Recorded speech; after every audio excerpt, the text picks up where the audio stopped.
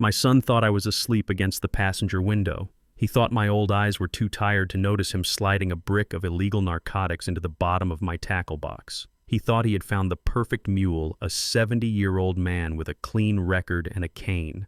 He smiled as he closed the lid, thinking he had just secured his future at the expense of mine. When he walked into the gas station to buy snacks, I quietly opened the box and moved the package to the space directly under his driver's seat. 30 minutes later, when the blue lights flashed behind us, he looked at me with fake pity, thinking I was about to spend my final years in a cell. He had no idea he was driving a hearse for his own freedom. I am Augustus King, but everyone in Baltimore calls me Gus. I spent 40 years managing inventory at the shipping docks, making sure every crate was accounted for and every seal was unbroken. I raised a family on hard work and discipline, but somewhere along the line, the chain broke. Before I tell you how I sent my own son to prison to save my life, tell me in the comments if you have ever had to cut off a toxic family member to survive. Hit that like button and subscribe if you believe that respect is earned, not inherited. The betrayal didn't start with a shout or a fight. It started with an invitation that was too sweet to be real. It was a Tuesday morning when Darnell pulled up to my row house in West Baltimore. I hadn't seen my son in 3 years, not since he borrowed $5,000 for a business investment that vanished into thin air. But there he was, leaning against a brand new pearl-white SUV that looked like it cost more than my entire pension fund.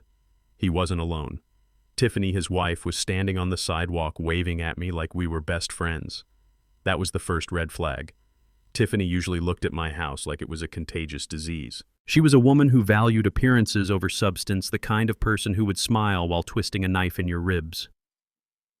Darnell walked up the steps smelling of expensive cologne that couldn't quite mask the scent of nervous sweat. He told me he wanted to make things right. He said life was too short for grudges and that he wanted to take his old man fishing just like back in the day. He said he knew a spot up near the state line where the bass were biting. I looked at him, really looked at him. He was wearing designer jeans and loafers that had never touched mud. This wasn't a man going fishing. This was a man putting on a costume. But I said yes. I said yes, because a part of me, the foolish father part, wanted to believe him. I wanted to believe that my boy had finally turned a corner. I grabbed my old tackle box. It was a heavy, rusted metal thing I had owned since the 80s. It had scratches and dents, each one a memory of a trip I took when my wife Beatrice was still alive.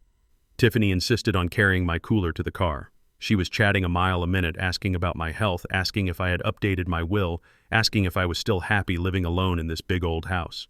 Her questions felt like an interrogation wrapped in sugar. She hugged me goodbye, holding on a little too long, patting my back as if she was checking for a wire. As we pulled away, I saw her standing on the curb, her smile fading instantly into a look of cold calculation. The drive was tense. The inside of the SUV smelled like new leather and deception. Darnell played loud music, avoiding any real conversation. He tapped his fingers on the steering wheel, checking his mirrors constantly. He wasn't looking at the traffic. He was looking for something else. I asked him where he got the car. He mumbled something about a promotion about his real estate business taking off. I knew he didn't have a real estate business. I knew he had gambling debts and a taste for things he couldn't afford. But I kept my mouth shut. I played the part of the tired, oblivious old man. I adjusted my seat back and closed my eyes, letting my breathing slow down. About an hour into the drive, we pulled into a rest stop off the interstate. It was a desolate place, just a few trucks and a vending machine building. Darnell turned off the engine. I kept my eyes closed, letting my head loll to the side, adding a little snore for effect. I heard him unbuckle his seatbelt. I heard the rustle of a bag. I cracked my right eyelid open just a fraction, watching him through the reflection of the side mirror. Darnell reached into a duffel bag at his feet. He pulled out a rectangular package wrapped tight in black electrical tape. It was about the size of a brick. He looked at me, checking if I was asleep. Satisfied, he reached into the back seat and grabbed my tackle box. My heart hammered against my ribs, but I didn't move. He opened the latch. It creaked. He shoved the black package deep under my trays of hooks and sinkers, burying it beneath a tangle of fishing line. Then he closed the box and wiped his hands on his pants. He got out of the car, closing the door softly. I watched him walk toward the convenience store, his shoulders hunched. The realization hit me colder than any winter wind. He wasn't taking me fishing. He was using me. We were crossing state lines. If we got stopped, if the police searched the car, they would find the package in my box. It would be the old man's drugs. Darnell would claim ignorance. He would say he was just driving his elderly father, that he didn't know what was in the box. With my age, the narrative would be easy. I was the mule. He was the innocent son. I sat there for a moment, the silence of the car ringing in my ears. The pain of betrayal was a physical weight in my chest. My own son was willing to trade my remaining years for a quick payday. He was willing to let me die in prison so he could keep his hands clean. I thought about Beatrice. I thought about how she used to brush his hair when he was a baby. I wondered where we went wrong, but then the survival instinct kicked in. I worked 40 years on the docks. I learned that you don't complain about the storm, you adjust your sails. I checked the mirror. Darnell was standing in line inside the store buying energy drinks. I had maybe 2 minutes. I moved with a speed I didn't know I still possessed. I reached into the back, grabbed the tackle box, and hauled it onto my lap. I opened it. There it was, the black brick. I pulled a small pocket knife from my keychain and made a tiny slit in the tape, just to be sure. Inside were blister packs, hundreds of them, blue pills, opioids. This wasn't just possession, this was trafficking. This was 20 years to life. My hands didn't shake. I was past fear. I was in the zone of pure, cold anger. I took the brick out of my box. I rearranged the fishing line and hooks so it looked undisturbed. I snapped the latch shut and put the box back exactly where it was. Then I leaned over to the driver's side. I looked for a spot. The glove compartment was too obvious. The trunk was too risky. Then I saw it. The carpet under the driver's seat was loose. There was a hollow space right where the seat mechanics bolted to the floor. I shoved the brick deep into that crevice, pushing it back until it was completely hidden from view but technically legally in the possession of the driver. I sat back in my seat, buckled my belt, and closed my eyes again. When Darnell opened the door a minute later, tossing a bag of chips onto the dashboard, I let out a groggy cough. He looked at me, and for a second I saw a flash of guilt in his eyes, but it was quickly replaced by that same arrogant smirk. He thought he was the smartest man in the world. He started the car, revving the engine. "You good?" "Pop?" he asked, putting the car in gear. "I'm fine, son," I said, looking out the window at the gray highway. "I'm just ready to get where we are going." We merged back onto the highway. Darnell drove fast, confident. He thought his cargo was safe in the old man's box. He didn't know that the weight of his sins had shifted. We drove for another 15 miles. I watched the speedometer climb. I watched him check his phone. And then I saw them. In the distance, parked on the median strip, was a state trooper cruiser. As we passed, the cruiser pulled out. Darnell didn't notice. He was too busy texting. The blue lights erupted in the rear-view mirror. Darnell cursed, slamming his phone down. "Damn it," he hissed. I wasn't even speeding. I stayed silent. I knew he wasn't speeding. This wasn't a traffic stop. This was something else. Tiffany had probably called in a tip about a suspicious vehicle, giving them my description, sealing the trap. But traps are funny things. If you trigger them early, they snap on the wrong leg. Darnell pulled over to the shoulder, his hands shaking as he gripped the wheel. He looked at me and his voice dropped to a whisper. "Don't worry, Pop. Just let me do the talking. You just sit there and be old." I looked at him, and for the first time that day I smiled. A genuine smile. Because I knew something he didn't. I knew exactly how this fishing trip was going to end. The officer walked up to the window, his hand resting on his holster. Darnell rolled down the window, putting on his best innocent face, but I could smell the fear rolling off him in waves. The game had begun, and my son had no idea he had already lost. The blue and red lights dancing in the rearview mirror were not a surprise to me. In fact, they felt like the only honest thing that had happened all morning. Darnell saw them, and I watched his knuckles turn white on the steering wheel. He let out a curse, a sharp, ugly sound that seemed to vibrate against the pristine leather interior of the SUV. But beneath his panic I saw it, a flicker of anticipation, a tiny twisted spark of relief. He wasn't just afraid of the police, he was excited. He thought the moment had finally arrived, the moment where he would shed the burden of his father and claim the inheritance he felt he was owed. He pulled the car over to the shoulder of the highway, the gravel crunching loudly beneath the tires.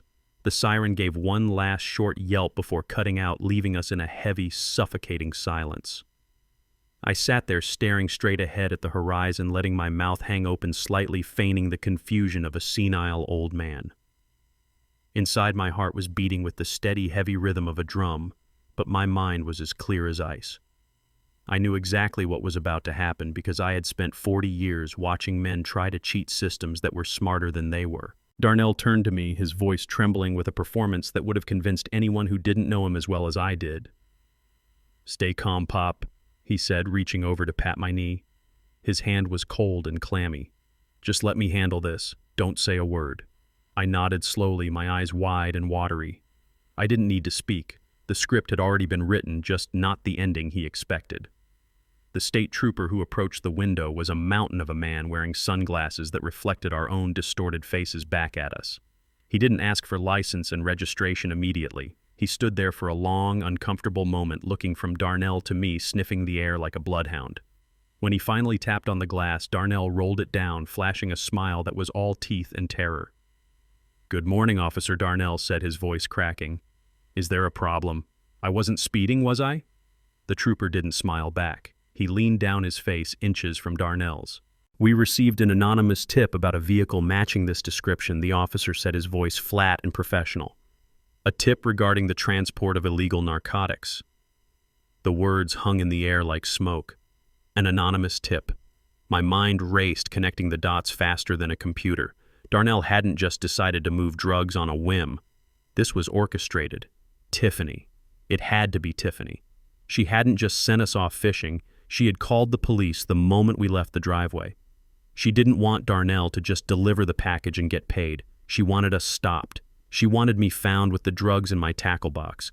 With me in prison, she would have power of attorney over my assets, and with Darnell clear of charges because he blamed his senile father, they would have the house, the pension, and the freedom. It was a cold, brutal plan. She was willing to sacrifice her husband's safety to ensure I was removed from the equation, confident that Darnell would throw me under the bus to save himself.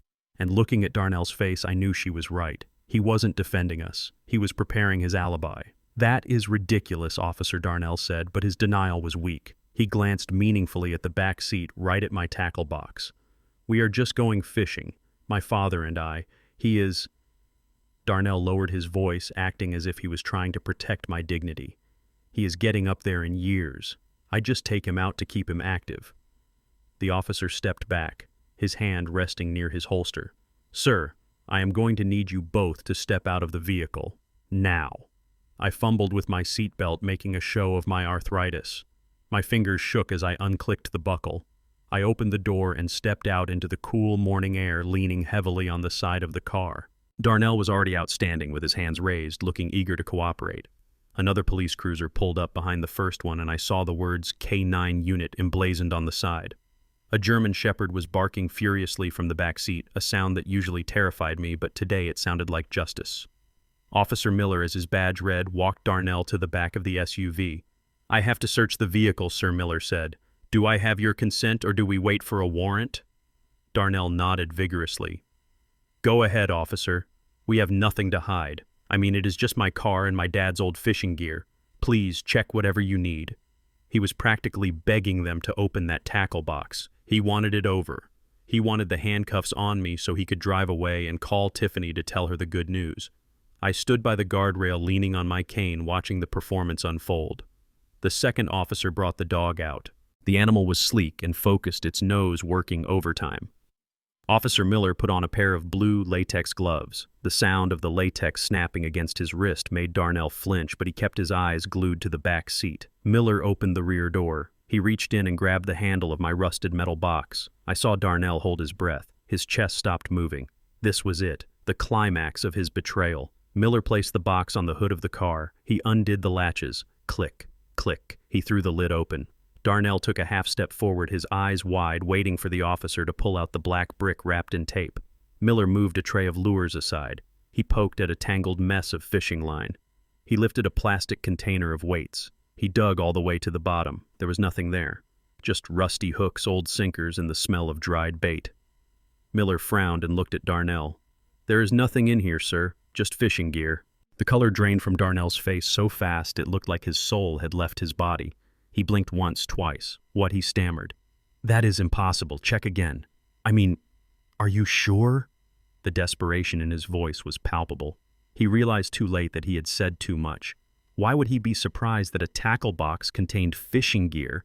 Miller looked at him sharply. Why are you surprised, sir? Did you expect there to be something else?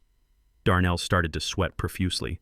No, I thought... He looked at me. I stared back at him with the blank, innocent expression of a man who was just happy to be outside. I saw the gears in his head grinding to a halt. He couldn't understand it. He had put it there. He had seen it. Unless... The dog started barking again. It wasn't interested in the tackle box on the hood. It was pulling its handler toward the open driver's side door. The handler tightened the leash. The dog lunged inside the car, burying its nose into the gap between the seat and the floor mat. It sat down and barked once loud and clear. The signal. Officer Miller abandoned the tackle box and walked over to the driver's side. Darnell's legs started to shake. No, he whispered. No, that is wrong. The dog is wrong. Get that dog out of my car. Miller ignored him. He knelt down on the asphalt, reaching under the seat where the mechanical tracks were bolted to the chassis. I watched Darnell's world collapse in real time. He knew what was under there. He didn't know how it got there, but he knew what it meant. Miller grunted and pulled. The sound of adhesive tape tearing away from carpet echoed in the silence. He stood up holding the black brick in his hand. It was the size of a novel, heavy and undeniable. Well now, Miller said, turning the brick over in his hands. It looks like the fish aren't the only thing biting today. Darnell let out a sound that was half scream, half sob. That is not mine, he yelled, pointing a trembling finger at me. It is his. It is the old man's. He put it there. I swear to God, he put it there. He is setting me up. Officer Miller looked at Darnell, a young man in a $3,000 suit driving a luxury car, sweating like a junkie. Then he looked at me. I was standing by the guardrail wearing a faded windbreaker and orthopedic shoes, leaning on a cane, looking confused and frightened. I let my lip tremble. Darnell, I asked, my voice weak and raspy. What is happening? Why are you shouting? Did I do something wrong? The contrast was absolute. No jury in the world, and certainly no cop on the side of the road, was going to believe that a confused 70-year-old man had ninja-crawled under the driver's seat to plant a brick of high-grade narcotics while his son was buying chips. The narrative Tiffany and Darnell had built relied on the drugs being in my possession. Once the drugs were under Darnell's seat, the story fell apart. Officer Miller walked over to Darnell. Turn around, sir. Put your hands behind your back. No, you don't understand, Darnell screamed, struggling as the officer grabbed his wrist. My dad, he is crazy. He is evil. He moved it. He must have moved it, Tiffany. Call Tiffany. She will tell you. The mention of his wife only made him look guiltier, like a man trying to coordinate a story. The handcuffs clicked shut. The sound was final. It was the sound of a steel door slamming on a life of entitlement. Darnell was shoved against the car, pat down, searched, and read his rights. You have the right to remain silent, Miller recited. Darnell was crying now, ugly snot-nosed tears. He looked at me through the window of the cruiser as they shoved him into the back seat. His eyes were wide with a mixture of hatred and awe. He had underestimated me. He had looked at my gray hair and my slow walk and assumed my mind had withered along with my body. He forgot that I was the one who taught him how to walk. He forgot that before I was an old man, I was a survivor. Officer Miller walked over to me, his demeanor softening. I am sorry you had to see this, Mr. King. We will need to take you down to the station for a statement, but you are not under arrest. We will get someone to drive you home afterwards. Do you need any medical attention? I shook my head slowly, gripping my cane. I am okay, officer, I said, watching the K-9 unit drive away with my son in the back. I am just very disappointed. And that was the only truth I spoke that day. I wasn't scared. I wasn't confused. I was heartbroken. But as I sat in the back of the patrol car, watching the scenery blur past, I knew this was far from over. Darnell was just a pawn. The Queen was still sitting in my house, probably checking her watch, waiting for the phone to ring. And I was about to make a call she would never forget. The police station smelled of stale coffee and disinfectant, a scent that always reminded me of bad news. They let me go after 3 hours. There was simply no evidence to hold me. The drugs were under the driver's seat. Darnell's fingerprints were all over the plastic wrapping, and I was just a 70-year-old passenger with a cane and a bewildered expression. The young officer who drove me home looked at me with genuine pity. He probably thought I was going home to weep into my pillow. He didn't know that tears are a luxury I stopped affording myself a long time ago. When the patrol car pulled up to my curb, I saw the curtain in the front window twitch. It was a small movement, barely a flutter, but I caught it. Tiffany was watching. She was waiting. But she wasn't waiting for me. She was waiting for the phone call that would tell her I had been booked, processed, and locked away. She was waiting for the green light to start liquidating my life. I thanked the officer and watched him drive away before I turned to face my own front door. The house I had bought with Beatrice 40 years ago suddenly felt like a fortress I had to breach. I put my key in the lock, turning it slowly. The mechanism clicked a sound heavy with finality. I pushed the door open and stepped into the hallway. Tiffany was standing in the middle of the living room. She was wearing a silk robe and holding a glass of wine, though it was barely past noon. When she saw me, the glass slipped from her fingers. It shattered on the hardwood floor, red wine splashing across the varnish like a sudden violent wound. Her face went through a fascinating transformation. First there was shock, pure and unadulterated. Her eyes went wide, her mouth fell open. Then came confusion, and finally a mask of terrified concern slammed into place, but it was crooked. I could see the disappointment underneath. "Dad," she stammered, stepping over the broken glass without even looking at it. "What are you doing here? Where is Darnell? Why didn't he call me?" I leaned heavily on my cane, shuffling forward, playing the part they had written for me. "The police took him." "Tiffany," I said, my voice shaking just enough to sound frail. "They found something in the car, under his seat." Darnell was crying. "He told me to come home." Tiffany's hands were shaking as she reached out to guide me to the armchair. Her touch felt cold, reptilian. "Under his seat," she repeated, her voice sharp. "Are you sure that doesn't make any sense? It was supposed to be in—" She stopped herself, biting her lip so hard it turned white. She had almost said it. "It was supposed to be in the tackle box. It was supposed to be on you." I sank into the chair, letting out a long, weary sigh. "I don't know, Tiff. It is all so confusing. The dog found it. They put handcuffs on him. It was terrible. She didn't offer me water. She didn't ask if I was okay. She began pacing the room, her nails clicking against the screen of her phone. She was texting someone, probably a lawyer, or maybe the person who supplied the drugs. The air in the room was thick with her panic. It wasn't the panic of a worried wife. It was the panic of a conspirator whose plan had blown up in her face. Then the landline on the side table rang. It was a jarring mechanical sound that made us both jump. Tiffany lunged for it, but then stopped. She looked at me. "Answer it, Dad," she commanded, her voice losing its sweetness. It might be him. I picked up the receiver. An automated voice told me I had a collect call from the county detention center. I accepted. Pop Darnell's voice came through the line, tinny and distorted, but I could hear the hysteria rising in his throat. "Pop, are you there?" "I am here, son," I said, staring straight at Tiffany as I spoke. "You have to help me, Pop. You have to get me out of here. It is a nightmare in here. They are talking about 15 years. 15 years, Pop. My life is over." I listened to him beg. This was the boy I had taught to ride a bike, the boy I had sat up with when he had the chicken pox. Now he was a stranger. "What can I do, Darnell?" I asked. I told the police the truth. I told them I didn't know anything. "No, that is the problem," Darnell screamed, and I had to pull the receiver away from my ear. "Listen to me. You have to go back.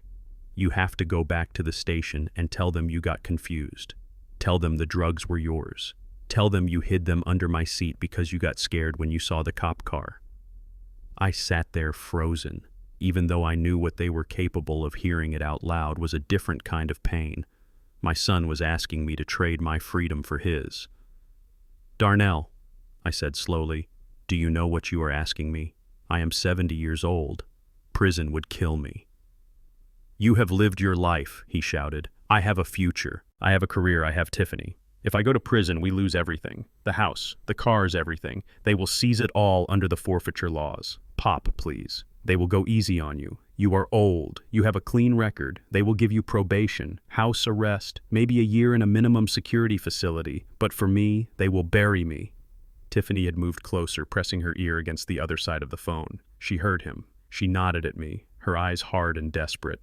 She grabbed the phone from my hand, putting it on speaker so we could both hear.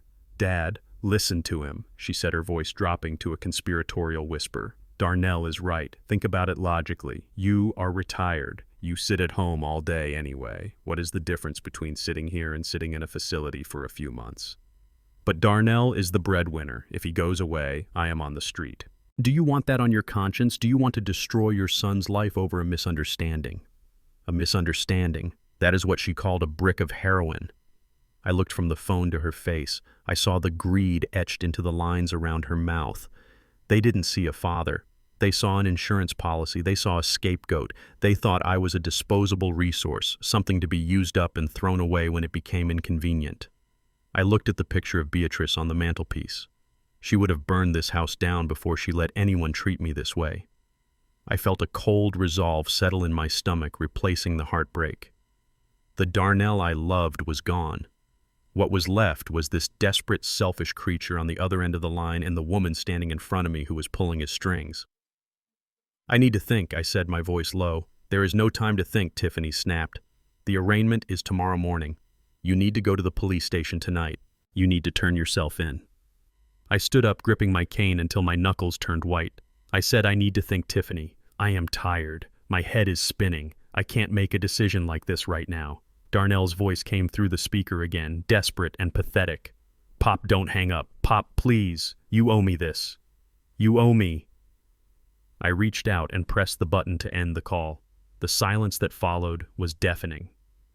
Tiffany stared at me, her chest heaving. She looked like she wanted to hit me. For a second I thought she might, but she knew she needed me. She needed me to be compliant. She couldn't force me to confess. She had to manipulate me into it. Fine, she hissed. Go upstairs. Rest. But remember, every minute you sit here doing nothing, your son is rotting in a cage, and it is your fault. If you hadn't moved that package, we wouldn't be in this mess. She slipped up again. She admitted she knew I moved it. She admitted she knew where it started. I didn't say anything. I turned my back on her and walked toward the stairs. Each step was a battle. My knees ached, but my heart ached more. I climbed the stairs to my bedroom, the room I had shared with Beatrice for 30 years. I closed the door and locked it. I didn't go to bed. I didn't rest. I went to my closet and pulled out a shoebox from the top shelf. Inside wasn't money or jewelry.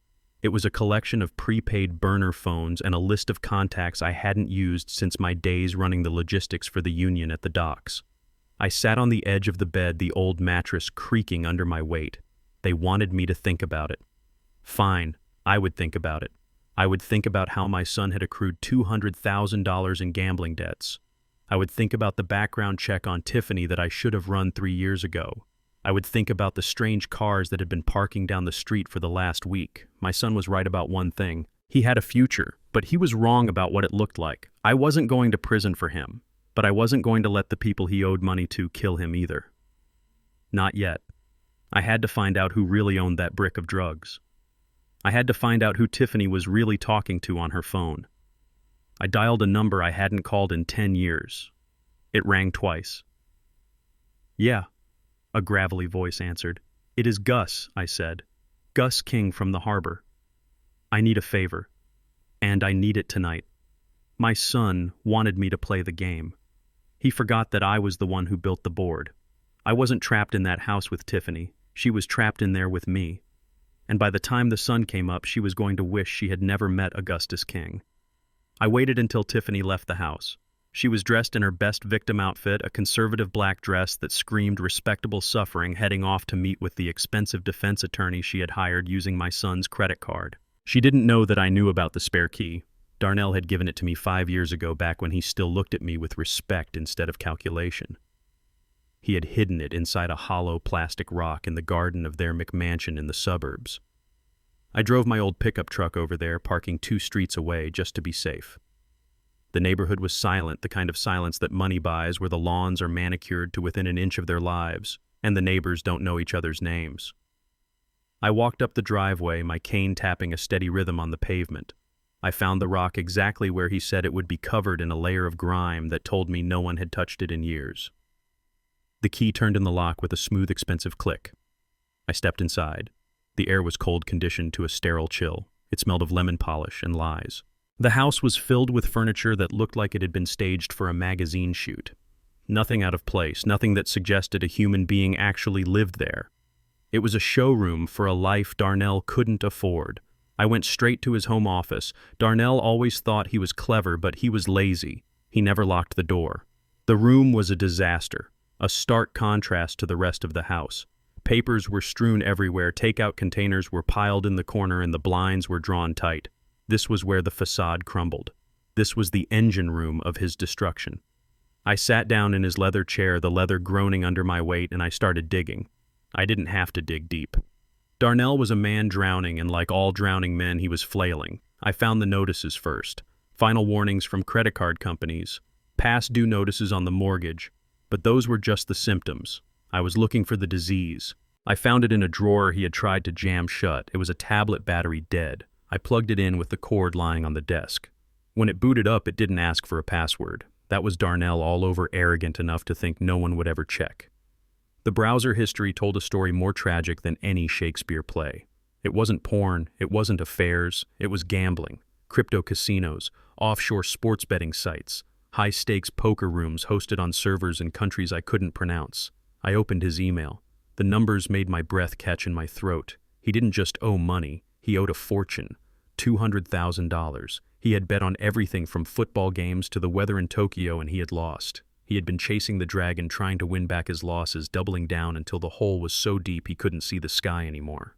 Then I found the emails from a user named simply The Accountant.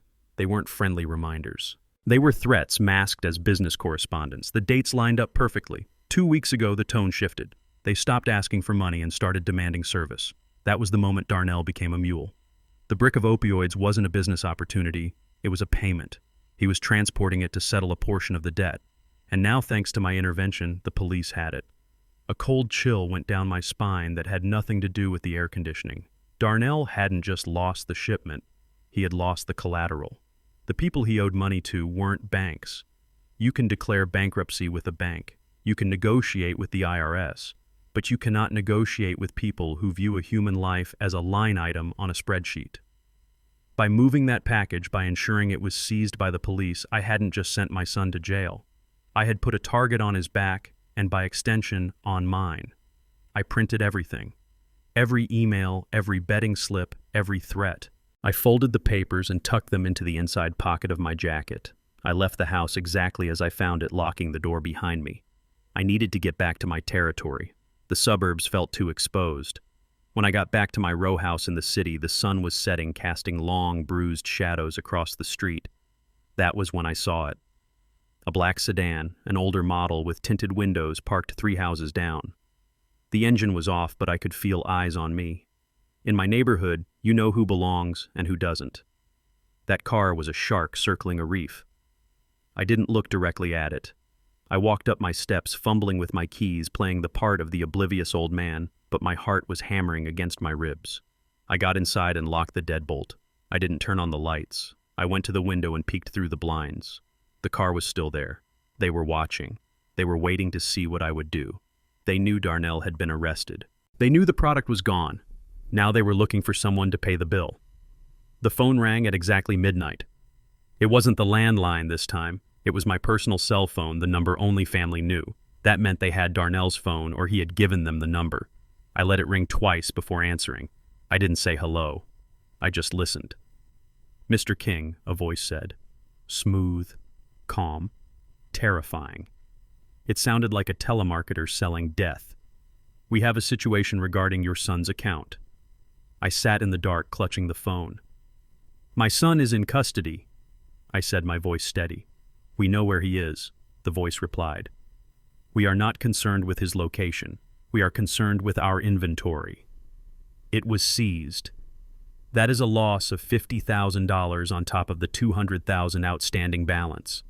We hold the family responsible for the debts of the son. I closed my eyes. They were trying to squeeze me. They thought I was a soft target. They thought I would panic and empty my retirement accounts to save my ungrateful child. They didn't know that the money I had saved was for my wife's legacy, not for cleaning up Darnell's messes. "I don't have that kind of money," I lied. "I am a pensioner." The voice chuckled, a dry, humorless sound. "We know about the house, Mr. King. We know about the insurance policy. We know about the equity. We are reasonable businessmen. We will give you 48 hours to arrange a payment schedule. If not, well, accidents happen in prison every day. and houses in Baltimore are so prone to electrical fires. The line went dead. I sat there in the silence, the threat hanging in the air like poison gas. They threatened my home. They threatened my life. And worst of all, they threatened to finish the job the justice system had started on Darnell. I walked into the kitchen and poured myself a glass of water. My hand was shaking not from fear, but from rage. I looked at the papers I had taken from Darnell's office. $200,000. He had gambled away his life, and now he was gambling with mine. Tiffany probably knew. That was why she was so desperate for me to take the fall. If I was in prison, she could sell my house to pay off the sharks. It all made sense now. The urgency, the manipulation. It wasn't just about avoiding jail for Darnell, it was about avoiding execution. I realized then that I was standing at a crossroads. I could pay them. I could sell everything, wipe out my life's work, and buy Darnell a temporary reprieve. But I knew how these people worked. You pay them once, they own you forever. They would come back next month and the month after that. Or I could fight. But how does a 70-year-old man fight a faceless criminal organization? I looked down at my hands. They were wrinkled, spotted with age, but they were still strong. I had spent 40 years on the docks. I knew how things moved. I knew that every shipment has a sender and a receiver. I knew that even the biggest organizations have weak points. I wasn't going to pay Darnell's debt. I wasn't going to let them take my home. I was going to turn the tables. I needed to find out who the voice belonged to. I needed to find out who was sitting at the top of this food chain, and I knew exactly how to do it. I would use the one thing they didn't think I had. I would use the bait. I went back to the window. The black sedan was still there. I opened the drawer where I kept my old flare gun, a souvenir from my time in the Merchant Marine. I didn't load it. I just placed it on the table next to me. Let them watch. Let them think they have me cornered. They forgot that when you corner an old wolf, you don't get submission. You get teeth. The next morning, I would make a call. Not to the police, not to a lawyer. I was going to call the only person Darnell feared more than the debt collectors. I was going to call the woman who ran the streets before these internet tough guys were even born, my sister Auntie May. She had retired from the life 20 years ago, but in Baltimore, legends never really retire. They just wait for a reason to come back, and I had just found the reason. The war had come to my doorstep, and I was about to invite it inside for tea. They say the greatest trick the devil ever pulled was convincing the world he didn't exist. But I learned a different trick working 40 years on the Baltimore docks. The greatest trick a man can pull is convincing his enemy that he is already dead. If you are dead, you are not a threat. If you are broken, you are not a combatant. You are just furniture. You are just an obstacle to be moved. And so the morning after I declared war on the people threatening my life, I decided to become furniture. I decided to become the one thing Tiffany wanted me to be. A senile, helpless, confused old man who couldn't be held responsible for his own bladder, let alone a complex criminal conspiracy. The transformation didn't require makeup. It required a surrender of pride that tasted like ash in my mouth. I had to hunch my shoulders not with the weight of age, but with the weight of defeat. I had to let my jaw go slack. I had to dull the shine in my eyes, that spark of intelligence that had kept me alive in union negotiations and street fights. I had to look at Tiffany not with suspicion, but with a vacant, watery stare that said the lights were on but nobody was home. It was the hardest thing I have ever done. Every instinct in my body screamed at me to stand tall, to grab her by her silk lapels and tell her I knew everything. But a general doesn't charge into battle screaming. He waits in the tall grass. I started small. I walked into the kitchen where she was frantically typing on her laptop, probably liquidating Darnell's few remaining assets to pay the lawyer. I stood in the doorway for a full minute just staring at the refrigerator. When she finally noticed me, she jumped. "Jesus, Gus!" She snapped her hand, flying to her chest. "Don't sneak up on me like that. What do you want?" I looked at her, blinked slowly, and asked, "Have you seen my wife?" Beatrice said she was making pancakes. The silence that followed was thick enough to choke on. Tiffany stared at me, her eyes narrowing. She was looking for the lie. She was looking for the trap. But I held the look. I let my hand tremble just a little as I reached out to touch the wall for support. "Beatrice has been dead for 2 years, Gus," she said slowly, her voice dripping with condescension. "You know that." I frowned, a look of genuine pain crossing my face. Dead, no. She was just here. She was wearing her blue dress. I need to find her. I turned around and shuffled back toward the hallway, muttering to myself. I heard Tiffany let out a long breath behind me. It wasn't a sigh of sadness. It was a sigh of relief. She bought it. To her, I wasn't Augustus King, the man who raised a family and built a life. I was just a decaying mind, a problem that was solving itself. Phase 2 required a bit more danger. I waited until she was in the shower upstairs. I went into the kitchen and turned the gas dial on the stove. Just enough to let the hiss escape, just enough to fill the room with the rotten egg smell of mercaptan. I didn't light it, I just let it flow. Then I sat at the kitchen table staring at a blank piece of paper, holding a pen that wasn't moving. When she came downstairs 10 minutes later, wrapped in a towel, the smell hit her. She screamed. It was a high, piercing sound. She ran to the stove and twisted the dial off, then threw the windows open, coughing and waving her arms. "Are you crazy?" she yelled, turning on me with a fury that stripped away her mask completely. "You could have blown the house up. You could have killed us." I looked up from the paper, my expression mild and unbothered. "It was cold," I said softly. "I just wanted to warm up the teapot. It is a gas stove, you old fool. You don't warm up the room with it." She was shaking her face red. But then I saw the gears turn. The anger faded, replaced by that cold calculation I had seen the day Darnell was arrested. She looked from the stove to me and then to the phone on the counter. She realized she had just been handed the golden ticket. A senile father-in-law who leaves the gas on is a danger to himself. He can't live alone. He can't manage his own affairs. He certainly can't control $1 million property. "Go to your room, Gus," she said, her voice suddenly calm, almost sweet.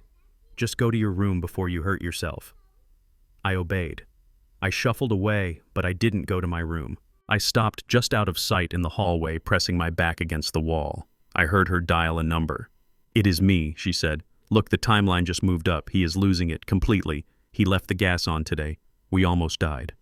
"Yes, I know. No, I can't wait for the court hearing next week. We need to do it now. Emergency custody order. He is a danger to himself and others. Get the papers ready. I will have him in a facility by Friday." I listened to her plot my exile. She wasn't calling a doctor. She was calling her lawyer. She was clearing the board. I went up to my room, then my heart pounding with a mixture of rage and adrenaline. Friday. That gave me 3 days. 3 days to turn her trap into her tomb. The next morning, I knew I had to get the evidence. Her word against mine wasn't enough. I needed her voice. I needed her admitting what she was doing. I knew she did her business at the dining room table in the morning, spreading out her files, drinking her kale smoothies, and acting like she owned the place. I needed a bug under that table. I had the device. It was a small, high-quality digital recorder I had bought from a surveillance shop downtown years ago when things were rough at the Union. It was smaller than a matchbox and had a battery life of 40 hours. The problem was planting it. I waited until she was distracted by a delivery driver at the front door. I walked into the dining room. I had duct tape wrapped around my hand, sticky side out, with the recorder attached to it. I dropped my cane. It clattered loudly on the floor. I let out a groan of frustration. "Oh, for heaven's sake," I muttered loudly in case she was listening. I knelt down, gripping the edge of the table to steady myself. It was a struggle to get down there, my bad knee screaming in protest, but I used the pain to mask my movements. As I reached for the cane, I slapped my hand against the underside of the heavy oak table. The tape held. The recorder was secure, hidden right where she sat every morning. I grabbed my cane and hauled myself up just as she walked back in, holding a package. "What are you doing on the floor?" she asked, looking at me with distaste. "I dropped my stick," I mumbled. "Gravity is getting heavy today, miss." She rolled her eyes and walked past me. "Just sit down and don't touch anything. I have a very important Zoom call in 10 minutes. I sat in the living room, ostensibly watching a game show with the volume turned up loud. But I had my earbuds in, connected to nothing, just to dampen the sound of the TV so I could focus on the dining room. She started the call. Her voice changed instantly. It became the professional, confident tone of a successful realtor. But the content was pure venom. "Yes, the property is in a prime location," she said. "West Baltimore is gentrifying fast. The structure is sound historical designation. We are looking at a listing price of $700,000, but for a cash offer we could go lower for a quick close." She was selling my house. She didn't even have the deed yet, and she was already negotiating the price. "And the current resident?" the voice on the other end asked. "He is being relocated," she replied breezily. "Assisted living. He has advanced dementia. Honestly, it is a mercy. He doesn't even know where he is half the time. The house will be vacant by the weekend. I can get you the keys on Monday." I gripped the armrest of my chair. My house. The house where I carried Beatrice over the threshold. The house where we measured Darnell's height on the doorframe. The house where I sat in the dark and mourned my wife. She was selling it like it was a used car, stripping it of all its memories and dignity.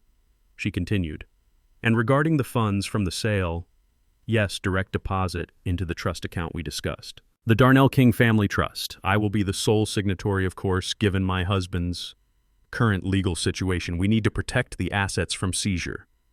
There it was. The confession. She wasn't doing this to pay off Darnell's gambling debts. She wasn't doing this to save him. She was funneling the money into a trust under her own name. She was going to let Darnell rot in prison, let the drug dealers hunt him down, and she was going to take the money and run. She was going to leave me in a state-run facility to die of neglect, and she was going to vanish with everything my family had built. I felt a cold calm wash over me. It was the same calm I felt when I moved the drugs in the car. She thought I was a senile old man. She thought I was a victim. She didn't know that she had just confessed to a felony within range of a high-fidelity microphone. Later that afternoon, when she went out to meet the buyer, I retrieved the recorder. I took it up to my room and plugged it into my old laptop. I put on my headphones and listened to the file. Her voice was crystal clear. Every word was a nail in her coffin. I copied the file to 3 different USB drives. I emailed a copy to a cloud server I had set up. I wasn't taking any chances. When she came home that evening, she was humming. She looked happy. She had probably closed the deal. She walked into the living room where I was sitting in the dark. "Good news, Gus," she said, smiling that fake plastic smile. "I found a wonderful place for you. It is called The Pines. It has a beautiful garden. You are going to love it there. We are moving you on Friday." I looked up at her. I didn't smile. I didn't frown. I just looked at her with the eyes of a man who had seen everything. "The Pines," I repeated. "That sounds nice, Tiffany. Do they have fishing?" She laughed, a harsh, dismissive sound. "I am sure they have activities, Gus. Now go to sleep. Big day tomorrow. We have to start packing your things." She walked away, her heels clicking on the floorboards. I watched her go. She didn't know that the Pines was a state facility with a history of abuse allegations. She didn't care. She just wanted me gone. I sat there for a long time, holding the USB drive in my pocket. Friday. She wanted to move me on Friday. That was 2 days away. But she didn't know about the phone call I had made to Auntie May. She didn't know that the black sedan outside wasn't the only thing watching the house. And she certainly didn't know that the buyer she met today might have been real, but the house she was selling was already gone. I had played the fool. I had played the victim. Now it was time to play the executioner. I went to bed and slept soundly for the first time in weeks, because I knew that when the sun came up, the hunter was about to become the prey. Knowledge is power, but only if you get it before the enemy knows you are looking. I spent 40 years checking shipping manifests. I knew that what was written on the label rarely matched what was inside the crate. If a box said fragile china but weighed a ton, you knew someone was smuggling steel. Tiffany was a box labeled loving wife, but she weighed heavy on my spirit. I knew she was smuggling something, and I needed to see the original invoice. I couldn't use a private investigator. That would leave a paper trail Tiffany might find. I had to go old school. I had to go back to the Brotherhood. Ray Razor Mitchell was a retired detective who used to work the harbor beat. We had traded favors back in the 80s. I kept his unit informed about which containers to ignore, and he kept my union guys out of the drunk tank on Saturday nights. He was the kind of man who could find a needle in a haystack provided you bought him a bourbon first. I waited until Tiffany left for her yoga class, which I suspected was actually a meeting with her divorce lawyer or her partner in crime. I slipped out the back door and walked 2 blocks to a payphone outside a crumbling bodega.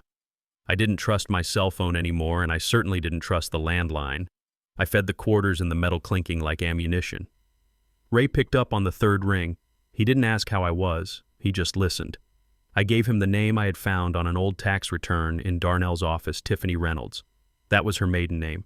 I gave him her date of birth and the social security number I had memorized from the same document.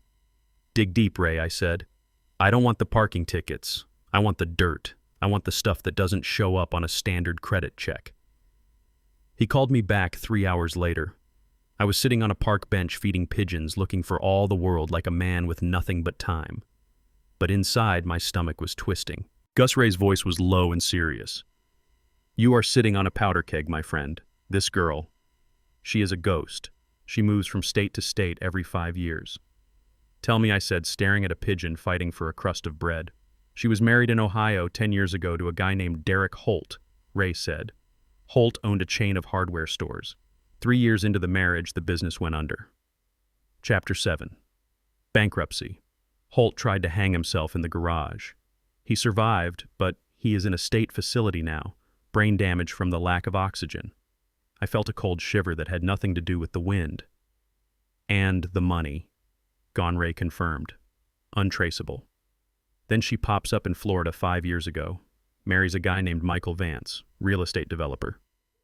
Same story, 2 years of high living, then the IRS comes knocking. Embezzlement. Vance is doing 10 years in federal prison. He claims she set him up, cooked the books, but he couldn't prove it. She walked away clean. My hand gripped the phone receiver so hard the plastic creaked. She wasn't just a gold digger. She was a black widow. She didn't kill them with poison. She killed them with debt and shame. She found men who were weak men who needed to feel big, and she pumped them up until they burst. Darnell was just husband number 3. She had drained him dry, and now that he was in jail, she was trying to squeeze the last drop of blood from his father. She is dangerous, Gus, Ray warned. If she thinks you are onto her, she will bolt. Or worse. I hung up the phone. I walked back to the house, my cane tapping a rhythm of war on the pavement. I wasn't just fighting for my house anymore. I was fighting a professional predator. She had destroyed 2 men before my son. She had refined her craft. But she made one mistake. She assumed the father was as weak as the son. When I got home, the atmosphere in the house had changed. It was sharper, more urgent. Tiffany was in the kitchen, but she wasn't cooking. She was arranging a stack of documents on the table. She had brewed a fresh pot of coffee, the strong, expensive kind she usually hoarded for herself. Dad, she chirped when I walked in, her voice too high, too bright. Come sit down. We need to talk. I shuffled over, dragging my left foot a little more than necessary. I sat down, letting my mouth hang open slightly. What is it, Tiff? Is Darnell? Okay. Did he call? She poured me a cup of coffee, placing it right in front of me. Then she slid a thick document across the table. It was clipped together, pages and pages of dense legal jargon. Darnell is... He is struggling. Dad, she said, her face twisting into a mask of concern. The lawyer needs a retainer, a big one, and we need to secure the assets so the government doesn't freeze them. If they freeze the accounts, we can't help Darnell. We can't save the house. I looked down at the paper. The words power of attorney were printed in bold at the top. It wasn't a limited power of attorney, it was general, durable. It gave her the right to sell my property, access my bank accounts, change my beneficiaries, and make medical decisions on my behalf. If I signed this, I was signing my own death warrant. She could sell the house tomorrow, put me in the cheapest nursing home she could find, and vanish into the wind with the proceeds. What is this? I asked, squinting at the paper. It is just a permission slip, Dad, she said, handing me a pen. It lets me talk to the lawyers for you. You know how you get confused with all the legal talk. This just lets me handle the paperwork so you don't have to worry. It is to help Darnell. You want to help Darnell, don't you? She was using my son as a weapon. She knew I loved him. She knew that any normal father would do anything to save his child. She was counting on my love being stronger than my survival instinct. I picked up the pen. My hand started to shake. I didn't have to fake it much. The rage in my blood was making my whole body vibrate. I looked at the signature line. It was right there, a blank space waiting to swallow my life whole. Where do I sign? I asked, my voice quavering. Right there, she said, pointing with a manicured fingernail. Right next to the X. I moved the pen toward the paper. Tiffany leaned in, her eyes hungry. She was so close. She could practically taste the money. She was already spending it in her head. I let the pen hover over the paper. I looked at the coffee cup. It was full to the brim, steaming hot. I can't see the line very well, I muttered. It is right there, Gus. Just sign it. Her patience snapped for a second, her voice sharp as a whip.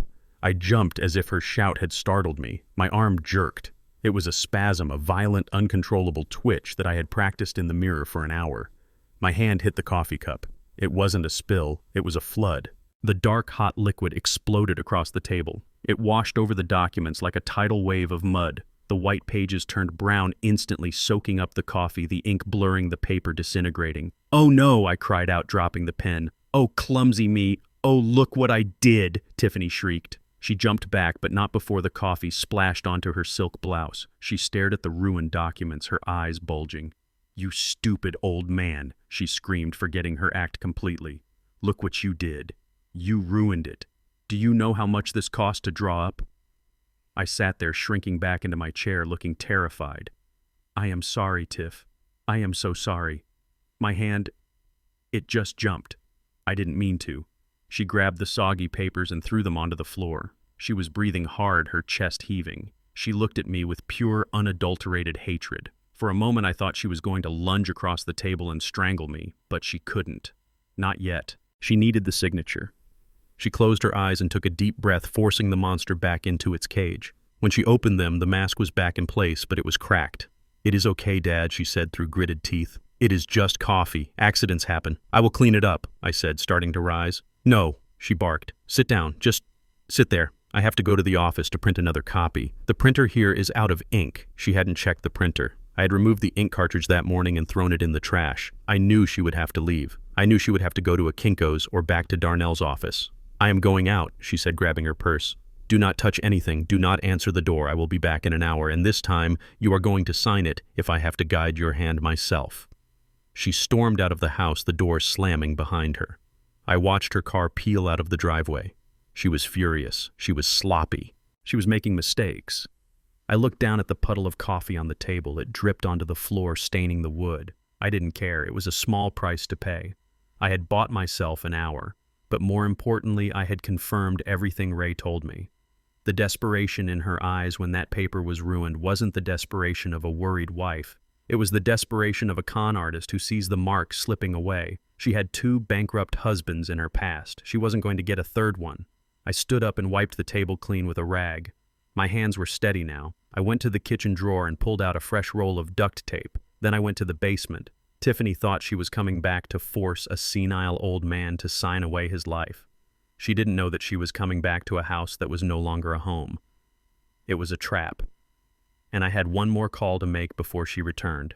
A call to the only people who hated Tiffany almost as much as I did, Josiah.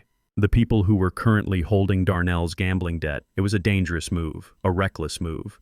But as I looked at the picture of my son on the wall, the son she had corrupted and destroyed, I knew I had no choice. I was going to use the wolves to catch the fox, and if I had to burn the forest down to do it, so be it.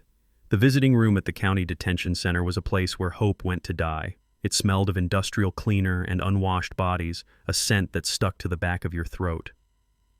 I sat on a metal stool bolted to the floor, staring at my reflection in the thick plexiglass divider. The man looking back at me seemed older than he had a week ago. The lines around his eyes were deeper etched by the kind of sorrow that no amount of sleep could cure. I wasn't just visiting a prisoner. I was visiting the wreckage of my own legacy. When the heavy steel door buzzed open, my heart gave a painful lurch. It was an instinctive reaction, the biological programming of a father who wants to protect his child. But then Darnell walked in. He was wearing an orange jumpsuit that hung loosely on his frame, stripping away the illusion of the successful businessman he tried so hard to project. Without his tailored suit and Italian shoes, he looked small. He looked like a scared boy. But as he sat down and picked up the phone receiver, I saw his eyes. They weren't filled with remorse. They were burning with accusation. I picked up my receiver. I expected him to apologize. I expected him to ask about his mother's house, or maybe just ask if I was okay after the trauma of the police stop. Instead, his first words were a hiss of pure venom. "Why did you do it, Pop?" I looked at him, keeping my face impassive. "Do what, son?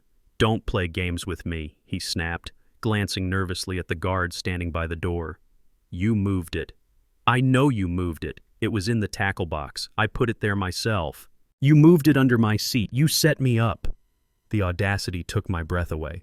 He wasn't angry that he had tried to turn me into a drug mule. He was angry that I had outsmarted him. He was angry that the trap he set for me had snapped on his own leg. "I didn't set you up, Darnell," I said quietly. "I returned your property. I didn't know what it was. I just knew it didn't belong in my fishing gear." He slammed his hand against the counter, making the person next to us jump. "Bullshit. You knew.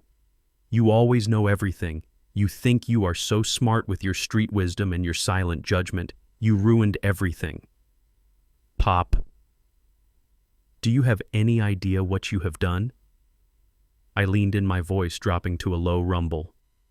I saved you from a murder charge, Darnell. If those drugs were mine, I would be in here. Is that what you wanted? You wanted your 70-year-old father to die in a cage. Darnell looked away. He couldn't meet my eyes. He shifted in his seat, looking at his hands. And then he said the words that broke whatever was left of my heart. The words that Tiffany had planted in his head, the poison that had been slowly killing our family for years. It wasn't supposed to be forever, he muttered. Tiffany said it would be easy. You have a clean record. You are old. The jury would have felt sorry for you. You would have gotten 2 years, maybe 3. Minimum security. We could have visited you every weekend. I felt a cold numbness spreading through my chest. 2 years. He was willing to trade 2 years of my life, the last years I might have on this earth, for his own comfort. And why, I asked, my voice trembling slightly. Why did I have to go to prison, Darnell? Why couldn't you just not transport drugs because we needed the money? He shouted, his voice cracking. And not just the drug money. We needed control, Pop. Tiffany explained it to me. If you were incarcerated, you would be deemed incapacitated. We could have gotten power of attorney. We could have managed your assets. Manage my assets, I repeated. You mean sell my house? Darnell looked up, his eyes pleading for me to understand his twisted logic. Pop, look at you. You are one man living in a 4-bedroom house in a neighborhood that is skyrocketing in value. You are sitting on a gold mine and you are just existing. You don't spend money. You don't travel. You don't need it. We have a future, Pop. Tiffany and I, we have plans. We could have started a real business. We could have been somebody.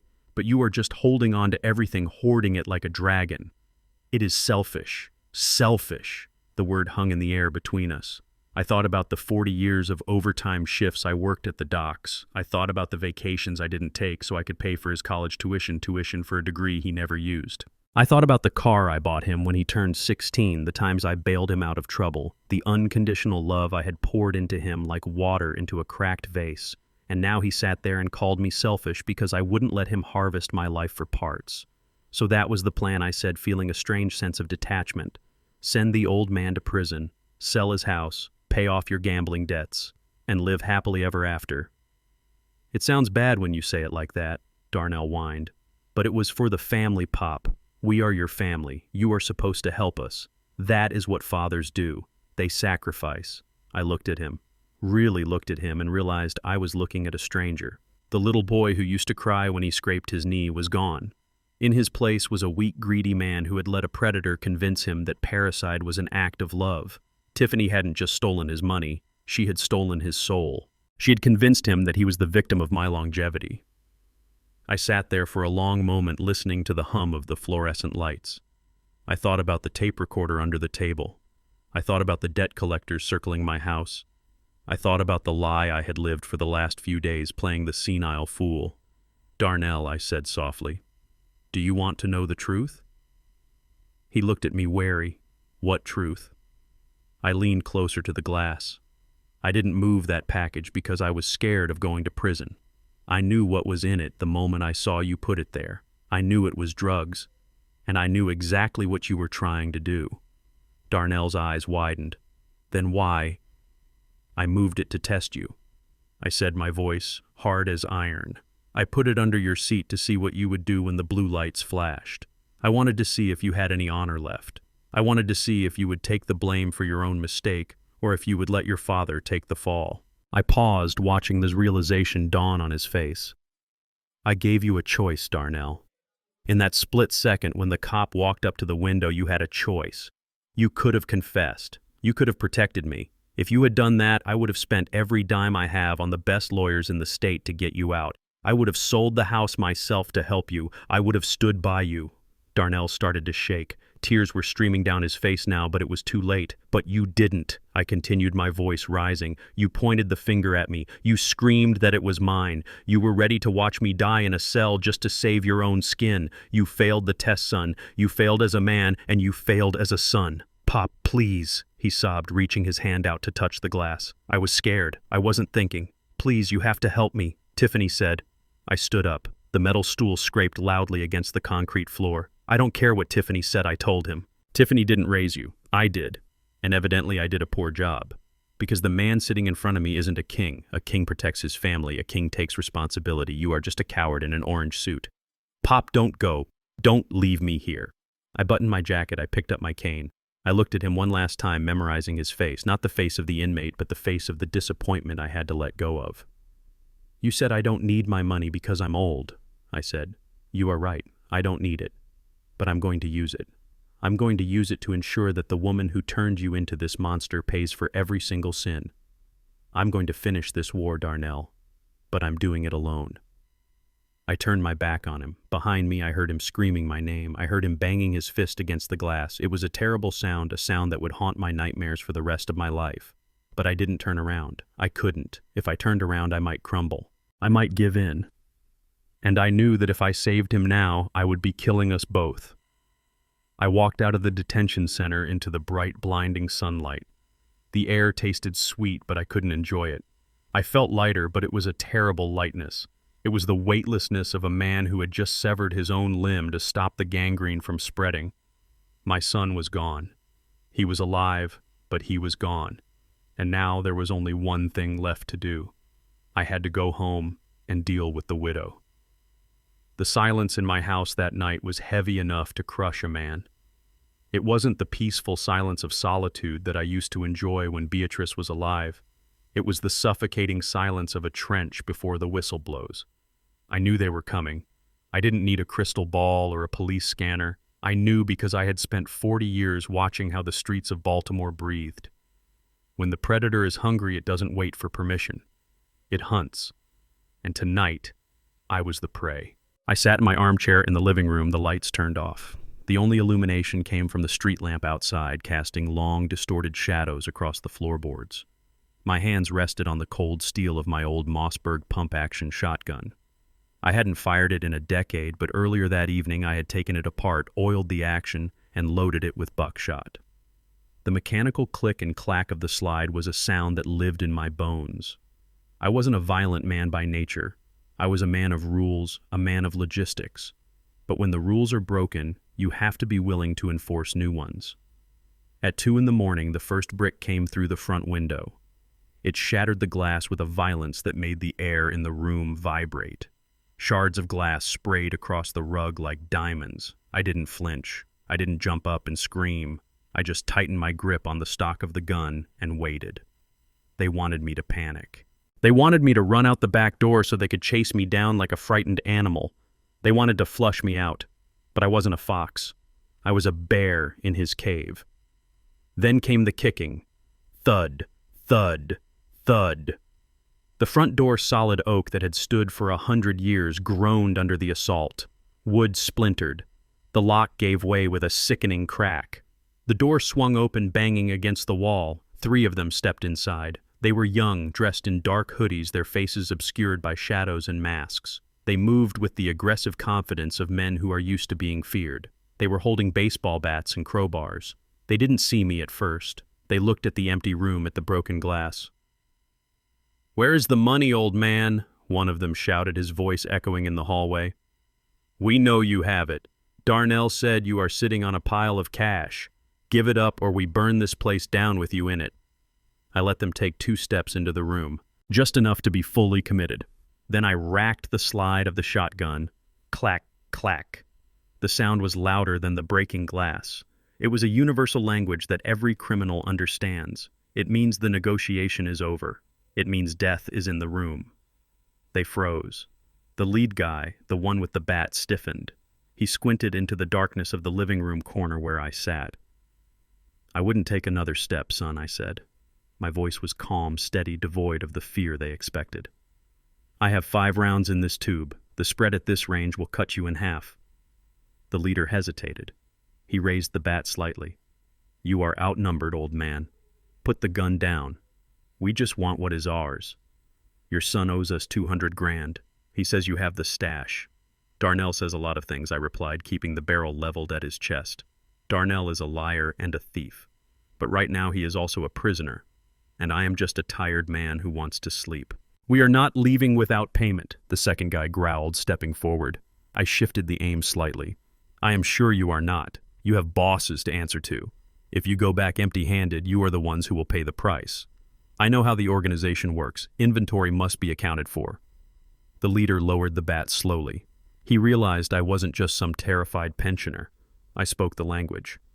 "Who are you?" he asked, a flicker of doubt in his voice. "I am the man who is giving you a choice," I said. I reached into my jacket pocket with my left hand, keeping the shotgun steady with my right. I pulled out a thick white envelope. I tossed it onto the coffee table in front of them. It landed with a soft thud. "What is that?" the leader asked. "That is your money," I said. "Or at least the map to it." One of them stepped forward and snatched the envelope. He ripped it open. Inside wasn't cash. It was a stack of photos and printed documents.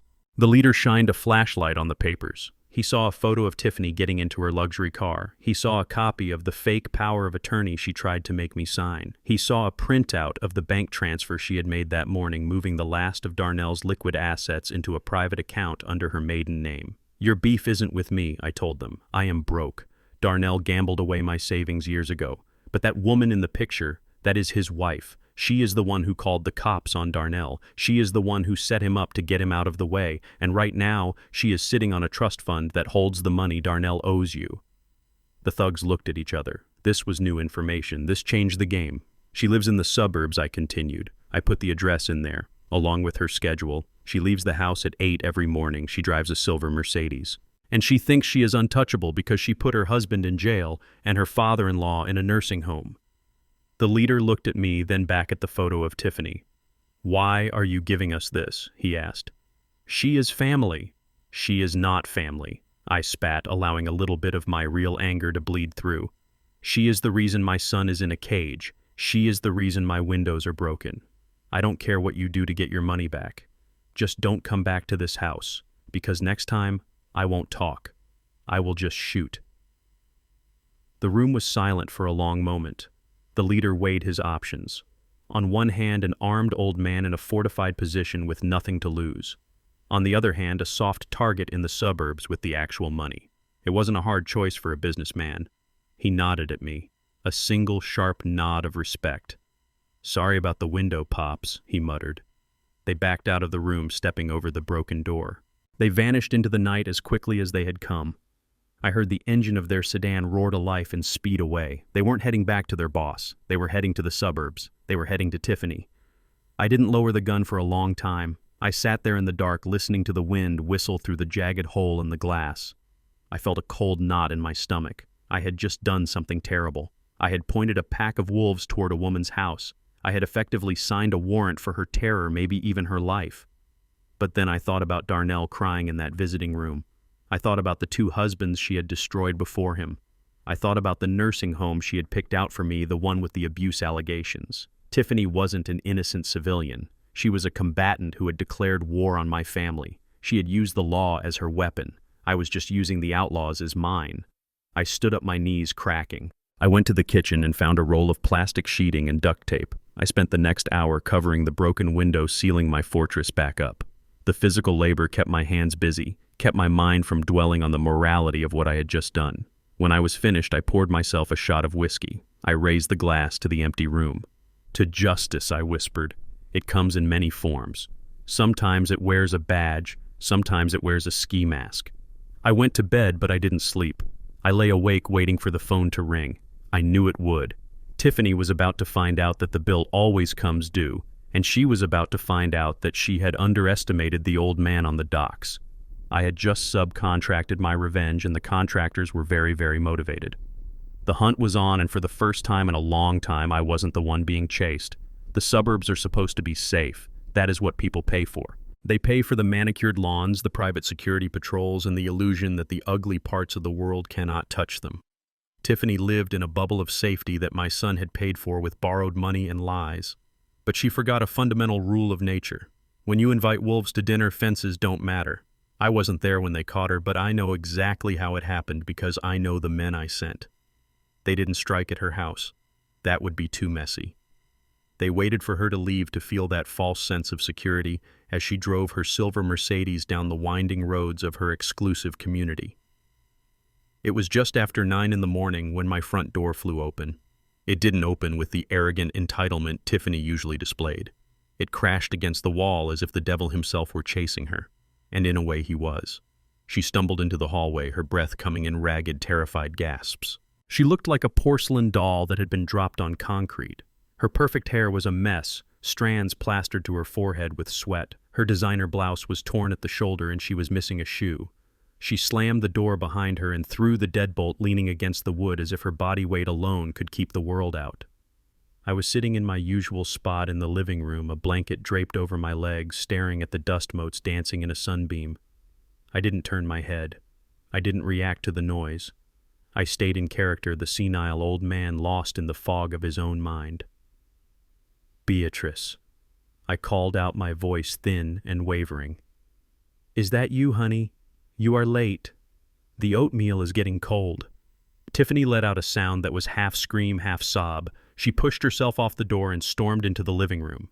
Her eyes were wild, darting around the shadows, checking the windows. She didn't look at me with disdain anymore. She looked at me with envy. She envied my ignorance. She wished she didn't know what was happening. It is not Beatrice, you crazy old bat, she shrieked, her voice cracking. It is Tiffany, and we are in trouble. They are coming. They are going to kill us. I blinked slowly, turning my head to look at her with a vacuous smile. Tiffany, I repeated, tasting the word like it was foreign. Oh, Darnell's friend. Did you bring the newspaper?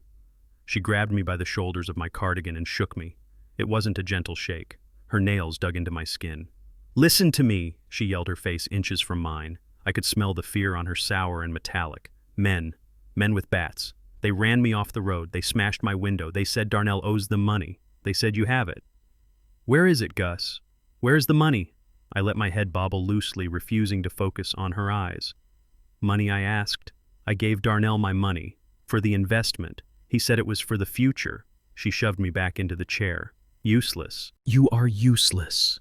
She began to pace the room, her hands pulling at her hair. They gave me 24 hours. They said they know where I live. They said they would come back tonight. We have to pay them. We have to. She was unraveling. The cool, calculating sociopath who had planned to put me in a state home was gone. In her place was a desperate animal trapped in a corner. She started tearing the room apart. It wasn't a search. It was a rampage. She pulled books off the shelves, shaking them to see if cash fell out. She overturned the ceramic vases Beatrice had collected over 30 years, smashing them on the floor without a second thought. I watched her destroy my home. Every crash was a painful memory being shattered, but I didn't flinch. I hummed a little tune, a lullaby I used to sing to Darnell just to add a soundtrack to her madness. Stop singing, she screamed, throwing a cushion at me. Think, Gus. Think, where did you put the rest of it? Darnell said. You sold the cabin. He said you have savings bonds. Where are the documents? I looked at the fireplace. I looked at it with a sudden, intense focus. It was a subtle cue, a crumb of bread for a starving rat. The fireplace, she gasped, seeing my gaze. Is it in the fireplace? She ran to the hearth, falling to her knees. She shoved her hands into the cold ashes, digging frantically. She pulled out the grate, getting soot all over her expensive white pants. There was nothing there, of course, just dust and the remnants of old fires. She stood up, black smudges on her face, making her look like a deranged coal miner. You are looking at it. Why are you looking at it? I kept staring, but I shifted my gaze slightly. To the loose floorboard under the rug, just to the left of the hearth. I had loosened it myself the night before. I had made sure the corner of the rug was turned up just enough to be noticeable. She followed my eyes. She saw the rug. She saw the uneven board. She let out a little cry of triumph. She crawled over to it, ripping the rug back. She pried the board up with her fingernails, breaking one in the process, but she didn't care. She reached into the dark hole, and she found it. It wasn't money. It was a small, leather-bound notebook. It looked old, battered, the kind of thing an old man would use to keep his secrets. I had spent 2 hours the previous night preparing it. I had filled the first few pages with nonsense grocery lists, ramblings about the weather, names of people who were long dead. But in the middle, I had taped a key. And under the key I had written a sequence of numbers and a bank name. Tiffany pulled the notebook out as if it were the Holy Grail. She opened it, flipping through the pages with trembling hands. When she found the key and the numbers, her eyes went wide. First National, she whispered, reading the scrawled handwriting. Box 402. The code. This is it. This is the safe deposit box. She looked at me, clutching the notebook to her chest. You old fox, she breathed. You hid it in the bank. Of course. That is why Darnell couldn't find it. I smiled at her, a goofy, lopsided smile. I like the bank, I mumbled. They give me lollipops. She didn't hear the mockery. She only heard the solution to her problem. She scrambled to her feet, clutching the notebook so tight her knuckles were white. She looked at her watch. It was 10:30. The bank was open. I have to go, she said, talking to herself more than to me. I can make it. I can empty the box and pay them off. Then I will deal with you. She looked at me with a sudden sharp clarity. Stay here, she commanded. Do not answer the door. Do not answer the phone. If anyone comes, hide. Do you understand? I want to go fishing, I said softly. Shut up, she yelled. Just stay alive until I get back. I need you to sign the release forms once I have the cash. She ran to the door, checking the peephole before she opened it. She was terrified of the wolves outside, but her greed was stronger than her fear. She thought she had found the lifeline. She thought she had won. She didn't know that the key taped in that book belonged to an old padlock I threw away in 1995. She didn't know that the account number was for a charity account I had closed a decade ago. And she certainly didn't know that First National Bank had a very specific protocol when someone tried to access a flagged account with mismatching credentials. She ran out to her battered car, the one the debt collectors had used for batting practice. I watched through the window as she peeled away from the curb, leaving a trail of blue smoke. She was driving fast, reckless. She was driving toward a cliff, and she thought it was the finish line. Once she was gone, I stood up. I brushed the dust off my lap. I walked over to the fireplace and fixed the rug. I picked up the books she had thrown on the floor. I moved with purpose. The act was over for now. I went to the kitchen and picked up the phone. I didn't call the police. I called Ray, my friend from the force. She is in motion, Ray, I said. She is heading to First National on 4th Street. She is trying to access a box that doesn't exist with a key that doesn't fit. And Ray. She is frantic. She is going to cause a scene. Ray chuckled on the other end of the line. We have a unit near there having coffee. Might be a good time for them to make a deposit. I hung up. I made myself a cup of tea. Earl Grey. I sat back down in my chair and waited. The trap was sprung. The bait was taken. Now all I had to do was wait for the snap. Tiffany thought she was running from the criminals. She didn't realize she was running straight into the arms of the law, and this time she wouldn't have a senile old man to blame it on. This time she would be the one holding the bag, and it would be empty. I sat in my kitchen, the silence of the house wrapping around me like a warm blanket. The tea in my mug was still hot, sending up little curls of steam that danced in the morning light. It was Earl Grey Beatrice's favorite. I took a sip and looked at the clock on the wall. It was 10:45. If Tiffany drove like the maniac I knew she would be walking through the revolving doors of First National Bank right about now. I could almost see it in my mind's eye. The marble floors, the hushed atmosphere of serious money, the tellers behind their bulletproof glass. It was a cathedral of finance, a place built on rules and verification. And Tiffany was walking into it with a fake key, a fake document, and a desperation that smelled like smoke. I knew the manager of that branch, Mr. Henderson. He was a good man, a stickler for protocol, who had been handling my accounts since the 90s. Last week, when I first realized the depth of Tiffany's betrayal, I had paid Mr. Henderson a visit. I didn't go as the confused old man. I went as Augustus King, the man who had never bounced a check in 40 years. I told him I had lost my wallet. I told him I suspected my identity had been compromised. I told him that if anyone, even a family member, tried to access my accounts or my safety deposit box without me being physically present, he was to trigger the silent alarm immediately. I signed the fraud alert forms with a steady hand. So when Tiffany walked in there today, she wasn't walking into a bank. She was walking into a bear trap. I imagined her marching up to the front desk, bypassing the line because she thought her crisis was more important than anyone else's time. She would be clutching that battered notebook like a holy scripture. She would demand to see a manager. She would slam that forged power of attorney on the desk, the ink probably still wet from wherever she printed it. She would look disheveled, frantic, a stark contrast to the polished image she usually projected. In the banking world, desperation is the first sign of fraud. The phone rang. It was a sharp, jarring sound that cut through the peace of my kitchen. I let it ring twice. I needed to compose myself. I needed to clear my throat and find that wavering, fearful voice one last time. I picked up the receiver. "Hello?" I said, my voice trembling just enough. "Mr. King, this is Robert Henderson from First National." I let out a shaky breath. "Oh, Mr. Henderson, is everything okay? Is my account overdrawn? I know I forgot to pay the water bill." "No, Mr. King, your accounts are fine," Henderson said, his voice tight and professional. "But we have a situation here at the branch. There is a woman here. She claims to be your daughter-in-law. She is attempting to access safety deposit box 402 using a power of attorney document that, well, let us just say it has raised some red flags in our system." I stayed silent for a moment, letting the tension build. "A woman?" I asked. "Yes, sir. Her name is Tiffany King. She is quite agitated. She claims you gave her the key and the authorization code. She says you are incapacitated." I could hear the commotion in the background. I could hear Tiffany's voice, shrill and hysterical, screaming at someone to get their hands off her. "I don't understand," I said, playing the confusion perfectly. "Who did you say she is?" Tiffany King Henderson repeated. "She is demanding that we open the box immediately to settle a debt. Security has detained her, but she is insisting that we call you to verify her identity. She says you will clear this up." "Put her on," I said. "Let me hear her voice." There was a rustling sound and then the sound of the phone being switched to speaker mode.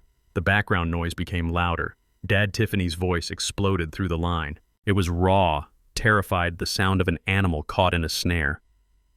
"Dad, tell these idiots who I am. Tell them you gave me the notebook. They think I stole it.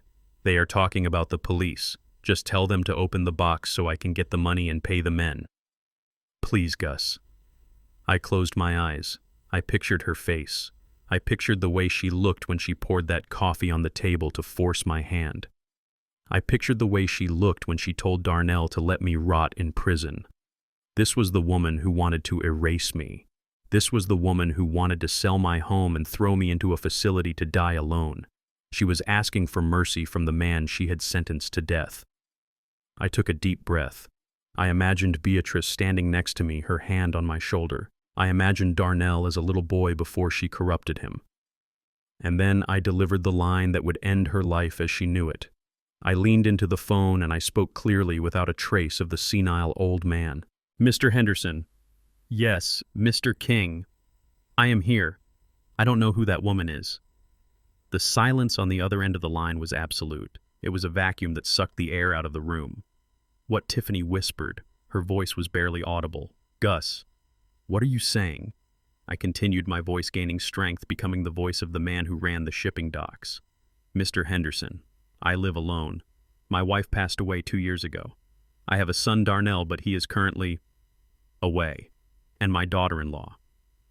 Her name is Sarah. She is a school teacher. She is currently visiting her mother in Ohio. I have never heard of a Tiffany in my life." No, Tiffany screamed. It was a primal shriek. "He is lying. He is lying. He is doing this on purpose, Gus, you sick old bastard. Tell them about the debt. Tell them about the men with the bats, Mr. Henderson," I said, cutting through her screaming. "I think this person is mentally unstable.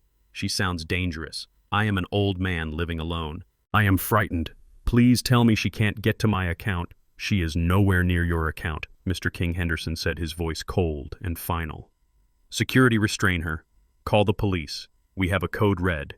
Attempted fraud. Forgery. Uttering false threats." I heard the scuffle. I heard the sound of a chair being knocked over. I heard Tiffany screaming my name over and over again until her voice was muffled, likely by a security guard dragging her away from the desk.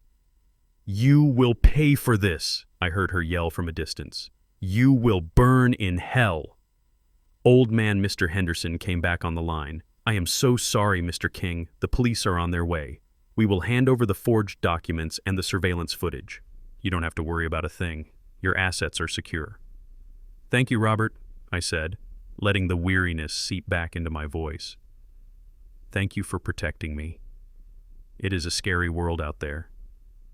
We will take care of it, sir. Have a good day." The line went dead. I placed the receiver back on the cradle. I picked up my tea. It was still warm. I took a long, slow sip, savoring the taste of bergamot and justice. Tiffany thought she was playing a game of checkers against a feeble opponent. She didn't realize she was playing chess against a grandmaster. By denying her identity, I hadn't just stopped her from getting the money. I had dismantled her entire reality. Think about it. She was standing in a bank with a forged document bearing my signature, a signature she had practiced but which would never pass a forensic analysis. She was holding a notebook that I would claim I had never seen before. She was screaming about debt collectors and hitmen, which would make her sound insane to the police, or worse, implicate her in a criminal conspiracy. And when the police ran her prints, when they saw her history, the 2 bankrupt husbands, the fraud allegations in Florida, she wasn't going to talk her way out of this. She was going to be arrested for bank fraud, identity theft, and elder abuse. And the best part, the men with the bats, the debt collectors, she was so terrified of, they would see this on the news. They would see her being led away in handcuffs. They would know she failed. They would know she didn't have the money. And in their world, failure is not forgiven. She was safe in police custody, technically, but her life on the outside, the luxury cars, the designer clothes, the social standing, it was all gone. It was ash. I walked to the window and looked out at the street. The sun was shining. The birds were singing. It was a beautiful day in Baltimore. I thought about Darnell sitting in his cell waiting for the lawyer Tiffany was supposed to pay. He would be waiting a long time. The check wasn't in the mail. The banker was in cuffs. I felt a pang of sadness, deep and sharp, for the family I had lost, but underneath it there was relief. The cancer had been cut out. The surgery was brutal, and the recovery would be lonely, but the patient was going to survive. I went to the closet and pulled out my fishing gear. The real gear. Not the box Darnell had used. I checked my rod, checking the line for frays. I needed to get out of the house. I needed to breathe salt air. But before I left, I had one more thing to do. I had to prepare for the fallout. Because when Darnell found out that his wife was in the cell next door, he was going to break. And when he broke, he was going to want to talk to his father. And this time I would be ready to listen. Not to his lies, but to his confession. The game was over. The board was clear. And the old king was the last piece standing. I knew he was coming before I heard the car. It was a father's intuition, a dark and heavy knowing that settled in my gut like lead. Tiffany was in a holding cell, stripped of her pearls and her pretenses, facing federal fraud charges. That meant the bail bondsman had called the only other person on the list. Darnell, my son. The man who had tried to frame me was now free, but he wasn't free in the way that matters. He was free like a rabid dog that has slipped its leash. He was out on the street, terrified, broke, and backed into a corner by men who didn't care about the law. I sat in my armchair, the leather worn smooth by decades of rest, and waited. I didn't lock the door. There was no point. When a storm is coming, you don't hide. You brace yourself. The sound of his car screeching into the driveway was the first thunderclap. Then came the footsteps, heavy and erratic, pounding up the wooden steps of the porch. He didn't use his key. He didn't knock. He kicked the door. It flew open, hitting the wall with a violence that shook the pictures of his childhood still hanging in the hallway. Darnell stood in the frame, silhouetted against the afternoon sun. He looked like a man who had stared into the abyss and blinked. His designer suit was rumpled, stained with the sweat of a holding cell. His eyes were bloodshot wide with a mixture of chemically induced panic and sheer terror. He didn't look at me like a son looks at a father. He looked at me like a drowning man looks at a life raft that he intends to shred. "You," he screamed, the word tearing out of his throat. "You put her in there. You did this." He stormed into the living room, bringing the smell of fear and stale aggression with him. He paced back and forth, running his hands through his hair, muttering curses. I stayed seated, my hands resting calmly on the armrests, my cane leaning against my leg. I didn't speak. I just watched him unravel. "Do you have any idea what you have done?" he shouted, spinning to face me. "Tiffany is in jail. They denied her bail because of the identity fraud. They think she is a flight risk. And me, I had to mortgage the house. Our house. The one place we had left, I gave everything to the bondsman just to get out so I could fix this mess." He was hysterical. He wasn't mourning his wife's incarceration. He was mourning the loss of his safety net. And the men, he continued, his voice cracking. "The men you sent to our house, they called me Pop. They called me 5 minutes ago. They know the money is gone. They know Tiffany failed. They said if I don't have 200 grand by midnight, they are going to start sending pieces of me to you in the mail.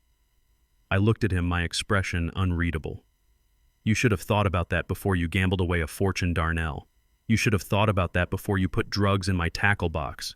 Don't lecture me, he roared, lunging forward. He grabbed the lapels of my cardigan, yanking me forward. His face was inches from mine. I could see the pores in his skin, the madness dancing in his pupils. I am not asking you anymore, old man. I am telling you. You are going to sign the house over to me. Right now, we can sell it to a cash buyer tonight. I know a guy. He will give us 50 cents on the dollar, but it is enough. It is enough to save my life. He shook me, his grip bruising. Sign it, or I swear to God I will beat it out of you. I don't care anymore.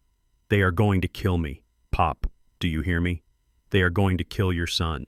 I didn't struggle. I didn't try to push him away. I just looked at him with a profound sadness. I looked at the hands that used to hold crayons now clenched into fists, ready to strike his own father. Let go of me, Darnell, I said, my voice low and dangerous. I will let go when you sign, he screamed, spit flying from his lips. Where are the papers? I know Tiffany printed new ones. Where are they? He released me with a shove that sent me back into the chair. He started tearing through the magazines on the coffee table, throwing them across the room. He was looking for the deed. He was looking for salvation. I reached into the pocket of my cardigan. Darnell froze, thinking I was reaching for a weapon. In a way I was. But it wasn't a gun. It wasn't a knife. It was a small black digital voice recorder. The same one I had taped under the dining room table 3 days ago. I placed it on the table between us. What is that? Darnell asked, his chest heaving. That is the reason I am not signing anything I said. That is the reason you are dead to me. I pressed the play button.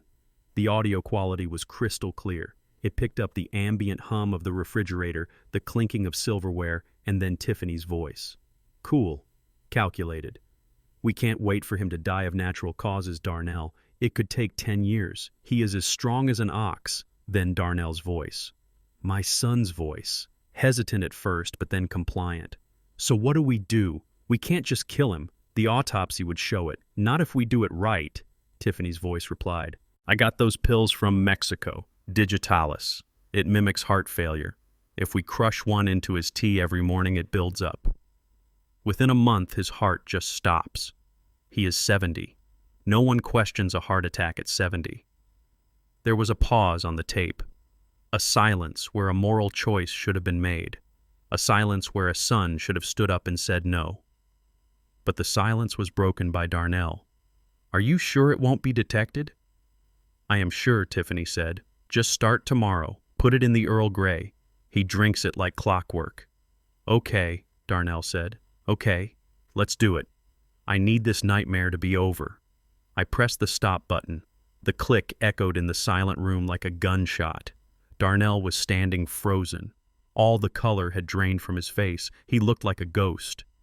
He looked at the recorder, then at me, his mouth opening and closing without sound. The rage was gone, replaced by a horror so deep it seemed to paralyze him. How? He whispered. How do you have that? I leaned forward, gripping my cane. I have that because I know you, Darnell. I know you better than you know yourself. I knew you were weak, but I needed to know if you were evil. And you gave me the answer. Pop. Wait. He stammered, backing away. It wasn't like that. I didn't mean it. She talked me into it.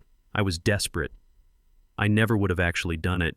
You bought the pills, I said, my voice cutting him off. I found the receipt in your trash. You were going to poison me. You were going to watch me drink my tea every morning, ask me how I slept, and wait for my heart to stop. You were going to kill the man who gave you life so you could pay off a bookie. No, he cried, falling to his knees. No, Pop. I love you. I wouldn't have done it. Stop it, I shouted, standing up. The power in my voice made him flinch. Stop lying. You are not crying because you are sorry. You are crying because you got caught. You are crying because you realize that the man you plan to murder is the only thing standing between you and the wolves. Darnell looked up at me, tears streaming down his face, snot running from his nose. He looked pathetic. He looked broken. Help me, Pop, he begged. Please. I am your son. You can't let them kill me. I looked down at him.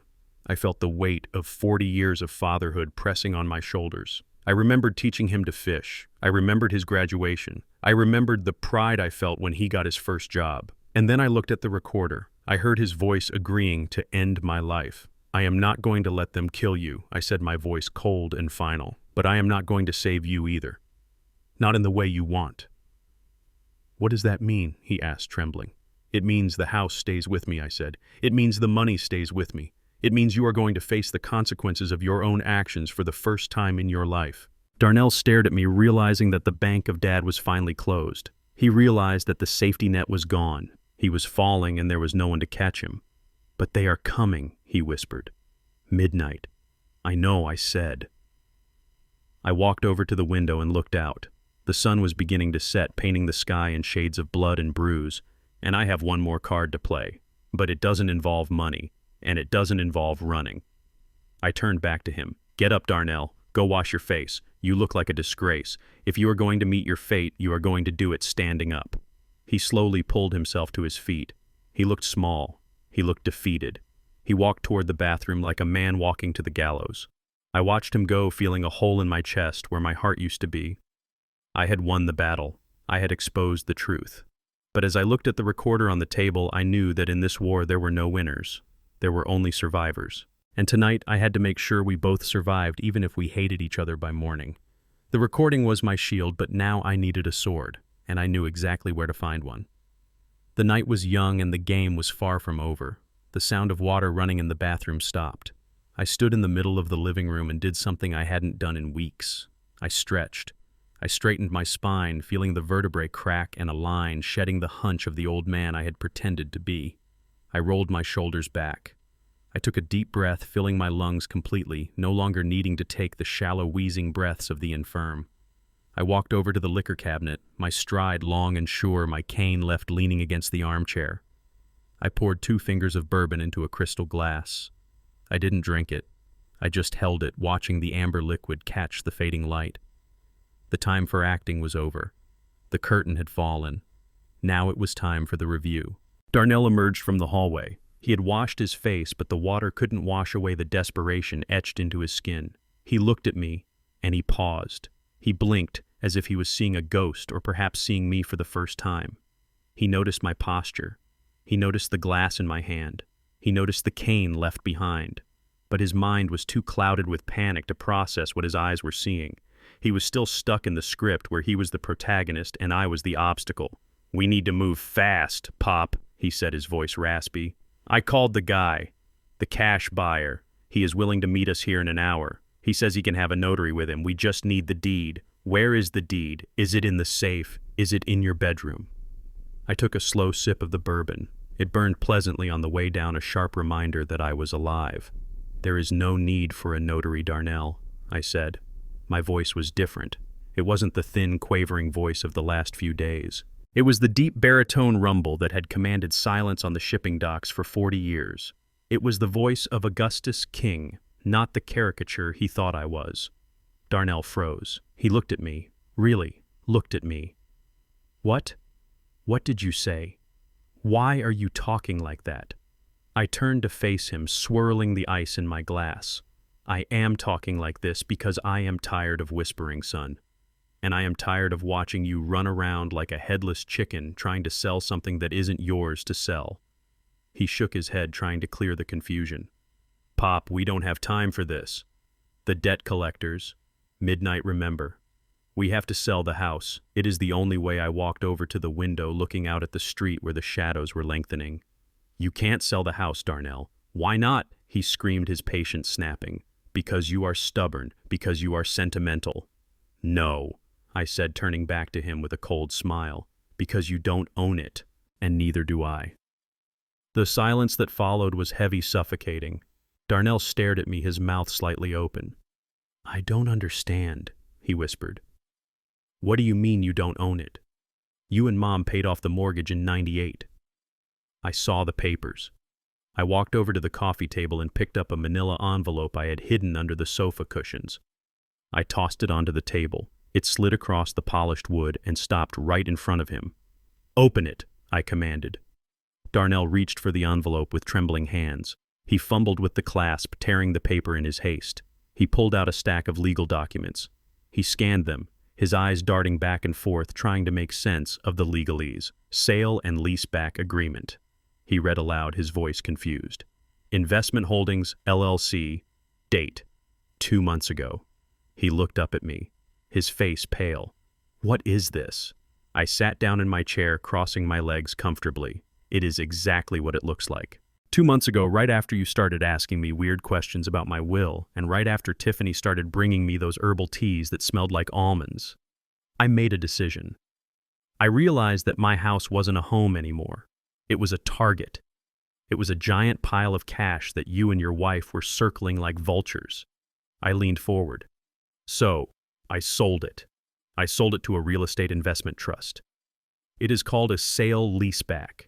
They bought the property for $1.2 million cash.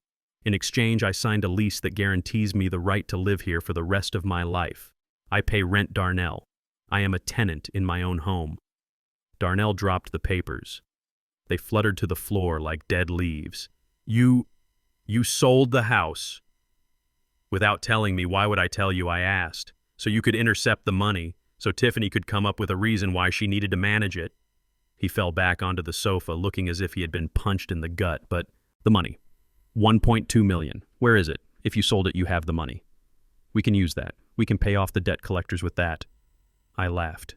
It was a dry, humorless sound. You still don't get it, do you? You think I went through all this trouble just to hand the check over to you? I took another sip of bourbon. The money is gone, Darnell. Gone, he shrieked. How can it be gone? It has been 2 months. You don't spend anything. Did you lose it? Did someone scam you? I tapped the side of my head. I didn't lose a dime. I moved it. The day the funds cleared, I transferred them into an irrevocable trust, an offshore trust in the Cook Islands. It is bulletproof. The beneficiaries are a list of charities that actually help people, and a small stipend for my future grandchildren should they ever exist, and should they not turn out to be criminals. I stood up and walked over to him, looming over his slumped figure. The money is untouchable. I can't even get to it if I wanted to. It is locked up tighter than Fort Knox. And do you know why I did it? Darnell stared at the floor, tears leaking from his eyes. Why? Because I knew, I said softly. I knew you were in trouble. I knew about the gambling. I knew about the debts. And I knew that as long as this money was accessible, as long as this house was an asset, you would never stop coming for it. You and Tiffany would have hounded me until I died. You would have poisoned me or driven me crazy or forged my signature. I removed the temptation. I took the toy away because the children couldn't play nice. Darnell put his head in his hands and began to rock back and forth. It was a sound of pure despair. Oh God, it is all for nothing. Tiffany is in jail for nothing. I am going to die for nothing. I watched him crumble. The irony was crushing him. He had spent months plotting, scheming, and betraying his own father to get his hands on a house that didn't belong to me anymore. He had risked everything to steal a treasure chest that was already empty. You were fighting over a corpse, Darnell, I said mercilessly. You and Tiffany were so busy measuring the drapes and planning the renovation that you didn't notice the foundation was gone. You were trying to rob a bank that had closed for business weeks ago. He looked up at me, his eyes hollow. So, that is it. You are just going to let them kill me. You have millions in a trust fund, and you won't spend a dime to save your son. I looked at the clock on the wall. It was 6 p.m. You have 6 hours. Darnell, I am not going to pay your debt, I said. I meant what I said. A man who creates his own storm shouldn't complain when it rains. But I walked back to the liquor cabinet and pulled out a small business card. I placed it on the table next to the recording device. I am not a monster. I don't want you dead. I want you to learn. What is this? Darnell asked, looking at the card. It is the number for the FBI field office in Baltimore, I said. Agent Miller. He is the one who arrested Tiffany. He is expecting your call. Darnell recoiled. The FBI? Are you crazy? If I talk to them, I go to prison. If you don't talk to them, you go to the morgue, I countered. Those are your choices. You can walk out that door and try to run from the men you owe money to. Good luck with that. Or you can pick up that phone call, Agent Miller, and offer to turn state's witness. You tell them everything. You tell them about the gambling ring. You tell them about the drug shipment. You tell them about Tiffany. You give them the whole network. Prison, he whimpered. Witness protection, I corrected. If you give them enough. But yes, probably some prison time first. But in prison, you are safe from the debt collectors. In prison, you have 3 meals a day and a lot of time to think about where you went wrong. I picked up my cane and walked to the front door. I opened it, letting the cool evening air flow into the house. I am going for a walk, I said. I am going to walk down to the harbor and watch the ships come in. When I come back in an hour, I want one of 2 things. I want to find an empty house, meaning you decided to run. Or I want to find you on the phone with the feds doing the right thing for the first time in your life. I stepped onto the porch. Pop Darnell called out, his voice small. I stopped, but I didn't turn around. Did you ever love me? I gripped the door frame. My knuckles turned white. I loved the boy who used to wait for me on this porch when I came home from work. I loved the boy who wanted to be an astronaut. But that boy died a long time ago, Darnell. You killed him the day you decided that money was worth more than blood. I walked down the steps and onto the sidewalk. I heard the door close softly behind me. I didn't know what he would choose. I didn't know if he had the courage to face justice or the cowardice to run. But as I walked toward the water, feeling the wind on my face, I knew one thing for sure. I was free. The house was just a building. The money was just paper. But my dignity, that was something they couldn't foreclose on. And for the first time in months, I walked without a limp. The act was over. Augustus King was back. I watched him walk down the driveway, his shoulders hunched against the wind. It was the walk of a man who had lost his compass. He stopped at the door of his car, his hand hovering over the handle. I held my breath, standing in the shadows of the porch. This was the moment, the fork in the road. If he reached into his pocket and pulled out his phone to call Agent Miller, he would be taking the first step back toward humanity. He would be choosing honor over fear.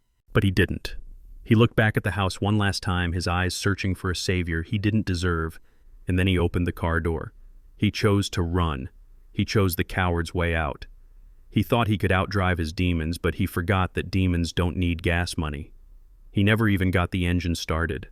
The black sedan that had been circling the block like a shark in bloody water didn't wait for an invitation. It screeched around the corner, tires smoking against the asphalt. It cut across the lawn, tearing up the grass I had mowed for 30 years, and slammed into the front bumper of Darnell's car, pinning him in. It happened so fast it looked like a scene from a movie, but the sound was sickeningly real. The crunch of metal, the shattering of plastic, the sudden terrified scream of my son. 3 men jumped out of the sedan. They weren't the smooth professionals who ran the gambling sites. These were the muscle. These were the breakers. They dragged Darnell out of the driver's seat before he could even lock the door. I saw him struggle. I saw him throw a punch that landed on nothing but air. And then I saw the flash of a pistol whip. He crumpled like a rag doll. They tossed him into the back of the sedan, slammed the door, and reversed out of the driveway with a roar that shook the neighborhood. In less than 30 seconds, my son was gone. The street was silent again, save for the hissing of the radiator from Darnell's abandoned car. I didn't run after them. I didn't scream for help. I turned around, walked back into the house, and locked the door. I went to the kitchen and sat down by the phone. I knew it would ring. The predators always want to play with their food before they eat. They want to hear the panic. They want to negotiate. They didn't know that the negotiation table had been burned to ash hours ago. The ring came 2 minutes later. It was a restricted number. I picked it up on the first ring. I didn't say hello. I just listened to the heavy breathing on the other end, the sound of a man who enjoys his work too much. "We have him," a voice growled. It was deep, distorted, probably the same voice that had threatened me earlier. "He is bleeding, old man. But he is still breathing. For now." I leaned back in my chair, staring at the ceiling. "What do you want?" I asked, my voice flat. "You know what we want," the voice said. 200,000. Plus interest, plus a stupidity tax for the little stunt your daughter-in-law pulled at the bank. We know you have the money. We know about the trust. We want a wire transfer. Tonight. Or we start sending him back to you one finger at a time." I heard a muffled whimper in the background. It was Darnell. He was begging. He was probably crying out for his daddy. It was a sound that would have broken the Augustus King of 10 years ago. But the man sitting in the kitchen that night was forged in fire. I closed my eyes, picturing Darnell's face when he agreed to poison my tea. I pictured his greed. I pictured his betrayal. "Put him on," I said. There was a scuffle, and then Darnell's voice came through broken and terrified. "Pop, Pop, please. They are going to kill me. Give them the money. Just give them whatever they want." I listened to him. I listened to the utter lack of redemption in his voice. Even now, with a gun to his head, he wasn't sorry for what he did. He was only sorry that the consequences had arrived. "Darnell," I said softly. "Yes, Pop, I am here." "Help me." I took a deep breath. The air in the kitchen felt cold. "I am not your Pop." "What?" Darnell stammered. And then I said the words that severed the final thread, the words that I had to say to save us both, even if it meant destroying him. I spoke to the kidnapper again. "Are you listening?" "I am listening, old man," the thug said. "Give me the account number." "I don't have an account number for you," I said, my voice steady and hard as granite. "And I don't have a son. The boy I raised died a long time ago. He died the day he decided to put drugs in my pocket. He died the day he decided to poison his own father for an inheritance. The man you have in your car is a stranger to me. He is a thief and a liar. I don't pay ransoms for strangers." There was a stunned silence on the other end. They weren't expecting this. They were expecting a pleading father, not a stone wall. "You are bluffing," the thug sneered. "This is your flesh and blood. You are going to let us kill him." "Do what you have to do," I said. "But if you call this number again, I will block you. I have a game on TV to watch." I hung up. I placed the receiver down gently. My hand was shaking not from fear, but from the adrenaline of the gamble. It was the cruelest thing I had ever done. To tell my own child that he was dead to me, to leave him in the hands of monsters with no hope of rescue. But I knew something the kidnappers didn't. I knew something Darnell didn't. I wasn't abandoning him. I was repositioning the assets. I opened my laptop on the kitchen table. I logged into a tracking software I hadn't used since my days managing high-value cargo at the port. A map of Baltimore popped up on the screen. A single red dot was blinking, moving east on the highway heading toward the industrial district. Darnell thought he was clever when he rented that expensive SUV. He thought he was the only one who could play spy games. But I spent 40 years in logistics. You never ship cargo without a tracking number. When I moved that brick of drugs from the tackle box to under his seat back in the very first chapter of this nightmare, I didn't just move the drugs. I slipped a coin-sized GPS tracker into the lining of the carpet right next to it. When the police seized the drugs, they missed the tracker. Or maybe they ignored it. But when Darnell got his car back from impound, the tracker was still there. And when the kidnappers shoved him into their sedan, they didn't search him. Why would they? They had the gun. But I had the eye in the sky. I watched the red dot turn off the main road and stop at a derelict warehouse near the docks. I knew that warehouse. It used to be a fish packing plant. Thick walls. Soundproof. The perfect place for a murder. I picked up my burner phone. I didn't dial 911. 911 takes too long. They ask too many questions. I dialed a number that went straight to a desk that didn't have a receptionist. "Ray," I said when he answered. "It is Gus. Code red." "Talk to me, Gus," Ray said. His tone shifted instantly from friend to officer. "I have a kidnapping in progress," I said, my eyes glued to the screen. "Victim is Darnell King. Perpetrators are armed and dangerous, likely 3 hostiles. They are affiliated with the chaotic gambling ring we discussed. I have a precise location. Give it to me. 1402 Harbor View Drive. The old cannery. They are in the north loading bay. Ray, listen to me. They threaten to execute him. You don't have time for a negotiator. You need to breach." "I understand," Ray said. "I am mobilizing the tactical team now. We are 10 minutes out. Gus, are you okay?" I looked at the empty chair where Darnell had sat an hour ago. I looked at the broken door. I felt a wave of exhaustion wash over me that was so heavy I almost collapsed. "Just get him, Ray," I whispered. "Don't let him die. I want him to live long enough to understand what he threw away." I stayed on the line as Ray relayed orders. I heard the siren start up in the background. I watched the red dot on my screen. It wasn't moving. That meant they had him in a chair or on the floor. I tried not to imagine what they were doing to him. I had to trust the process. I had to trust that the cold, hard justice of the system was better than the hot, bloody justice of the street. 20 minutes later, Ray's voice came back on the line. We have movement. Team is breaching. I heard the shouting through the phone. Police, get down hands. Show me your hands. I heard the pop of a flashbang grenade. I heard the dull thud of bodies hitting the floor. And then I heard a voice I recognized, screaming in terror. It was Darnell. He was alive. Target secured. Ray said, his voice breathless. We got them. All three. Darnell is battered Gus. He looks like hell. But he is alive. We are calling the paramedics. I let out a breath I had been holding for days. Thank you, Ray. He is asking for you, Ray said quietly. He is crying. He keeps saying you left him to die. He keeps saying you hung up on him. I closed my laptop. The red dot disappeared. Tell him I didn't save him, I said. Tell him the police saved him. Tell him his father is just a retired old man who watches TV. But Gus, he needs to know that the safety net is gone, Ray. If he thinks I saved him, he will think I forgive him. And I don't. Not yet. He needs to sit in a cell and realize that the only reason he is breathing is because I respect the law more than I respect his feelings. Book him, Ray. Book him for the conspiracy. Book him for the attempted murder. Use the tape I gave you. You are sending your son to prison, Gus. No, I said, standing up and walking to the sink to pour out the rest of my bourbon. I am sending a criminal to rehabilitation. My son died a long time ago.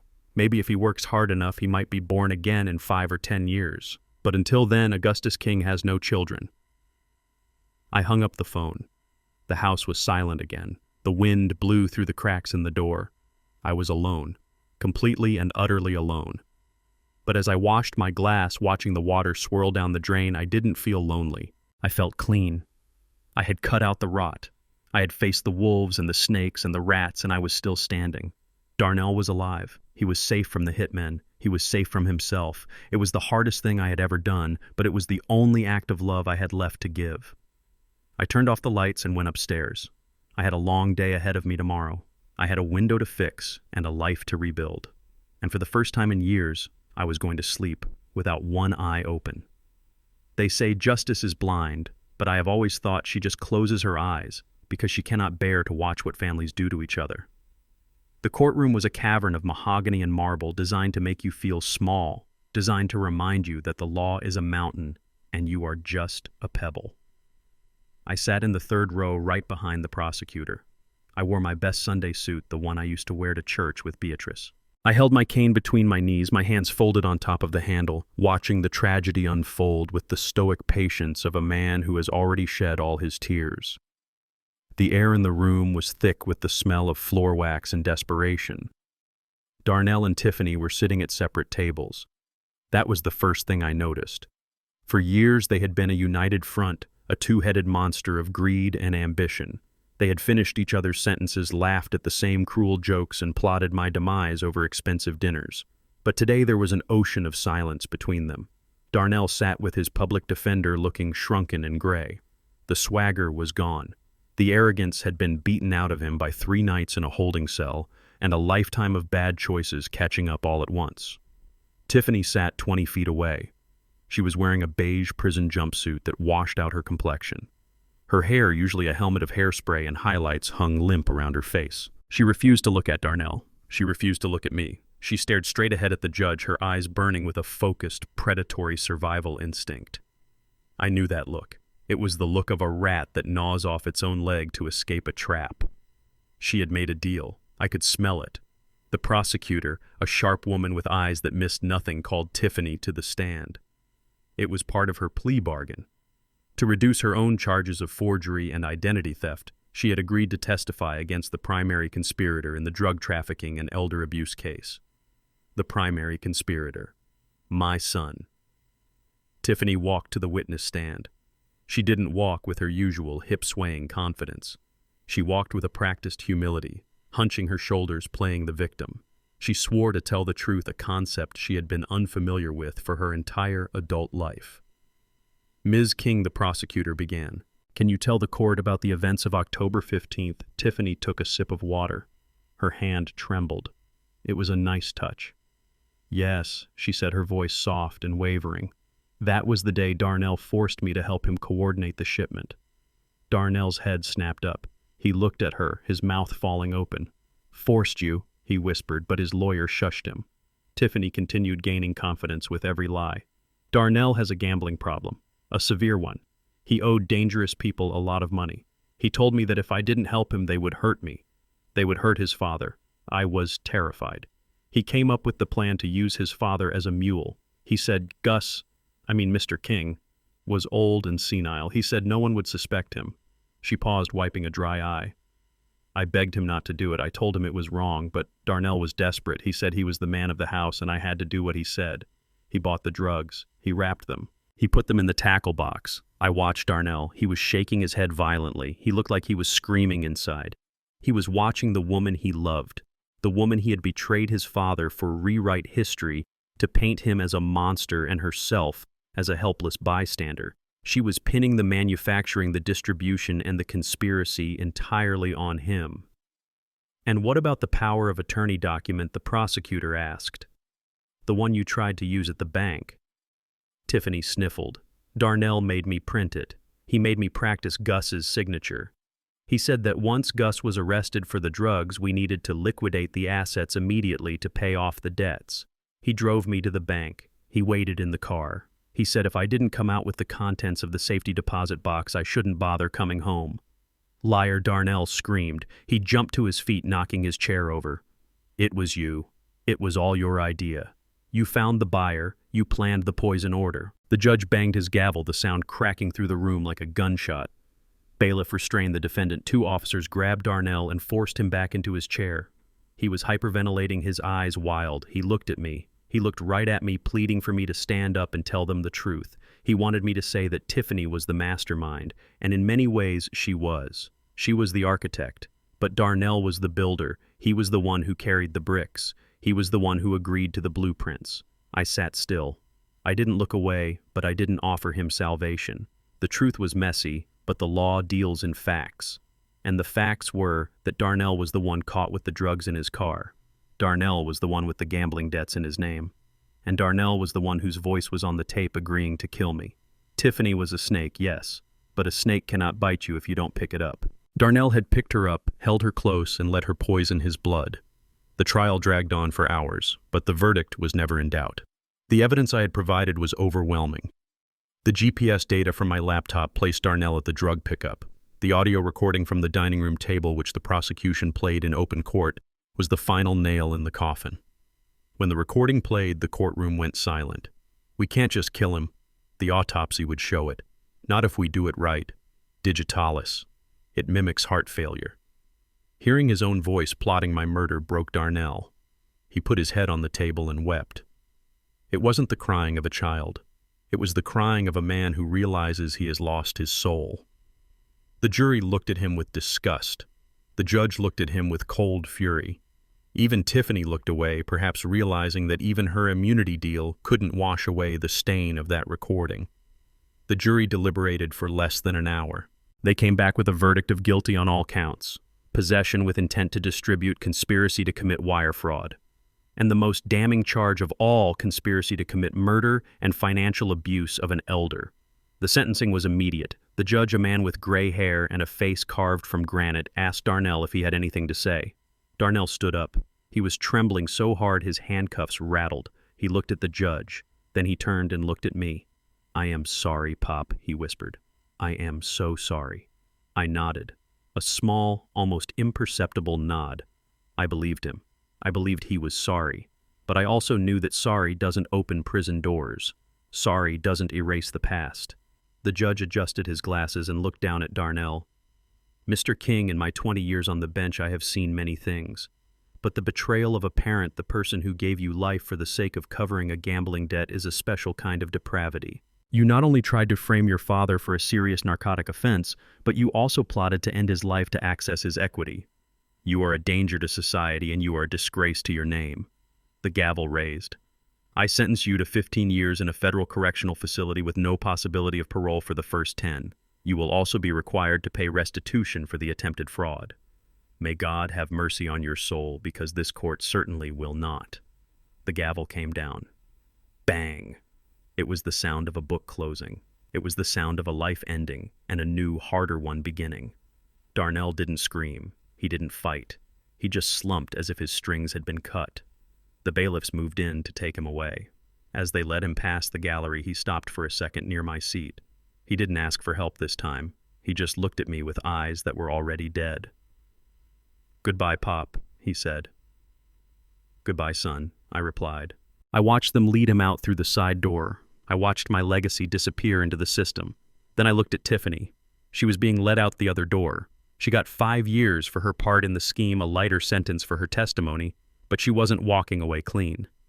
The judge had made it clear that her assets were frozen, her real estate license revoked, and her reputation incinerated. She would get out sooner than Darnell, but she would come out to nothing. No money, no status, no victims left to bleed. I stood up. My knees were stiff from sitting so long. I walked out of the courtroom into the hallway. It was full of people rushing to their own disasters, lawyers arguing on phones, families crying in corners. I walked through them like a ghost. I pushed open the heavy double doors and stepped out onto the courthouse steps.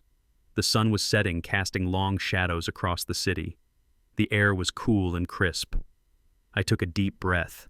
It should have felt like victory. I had won. I had defeated the people who tried to destroy me. I had kept my house. I had kept my dignity. But as I walked down the steps, tapping my cane on the concrete, I didn't feel like a winner. I felt like a survivor of a shipwreck who is the only one to make it to the lifeboat. I was safe, yes, but I was adrift. I hailed a taxi. The driver was a young man listening to upbeat music. "Where to, boss?" he asked. "Take me to the harbor," I said. I needed to see the water. I needed to see the ships coming in and going out, moving cargo across the world, indifferent to the small tragedies of men. I needed to remember that the world keeps turning even when your own world has stopped. My son was gone. My daughter-in-law was gone. My house was empty. But I was Augustus King. I had survived the docks. I had survived the Union Wars. I had survived the death of my wife. And I would survive this. I would go home, brew a cup of tea, Earl Grey with no digitalis, and I would sit in my chair. And tomorrow I would wake up and find a new reason to live. Because that is what strong men do. We don't break, we just endure. The drive to the Federal Correctional Facility was a journey through a landscape of gray. The sky was gray, the road was gray, and the massive concrete walls rising out of the flatlands like a scar on the earth were the color of despair. I parked my old truck in the visitor lot, sitting there for a long time with the engine off, listening to the ticking of the cooling metal.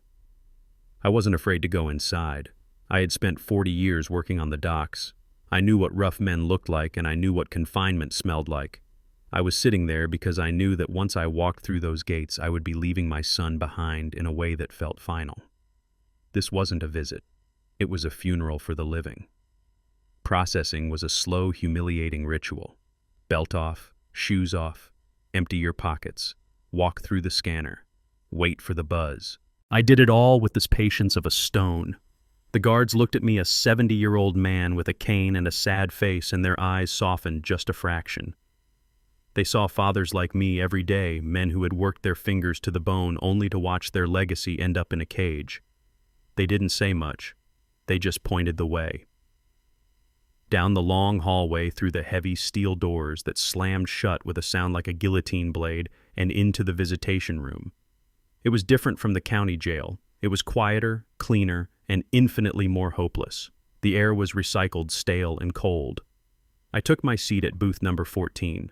I placed my hands on the counter, looking at the scratches in the metal, wondering how many other fathers had sat in this exact spot, praying for a miracle that wasn't coming.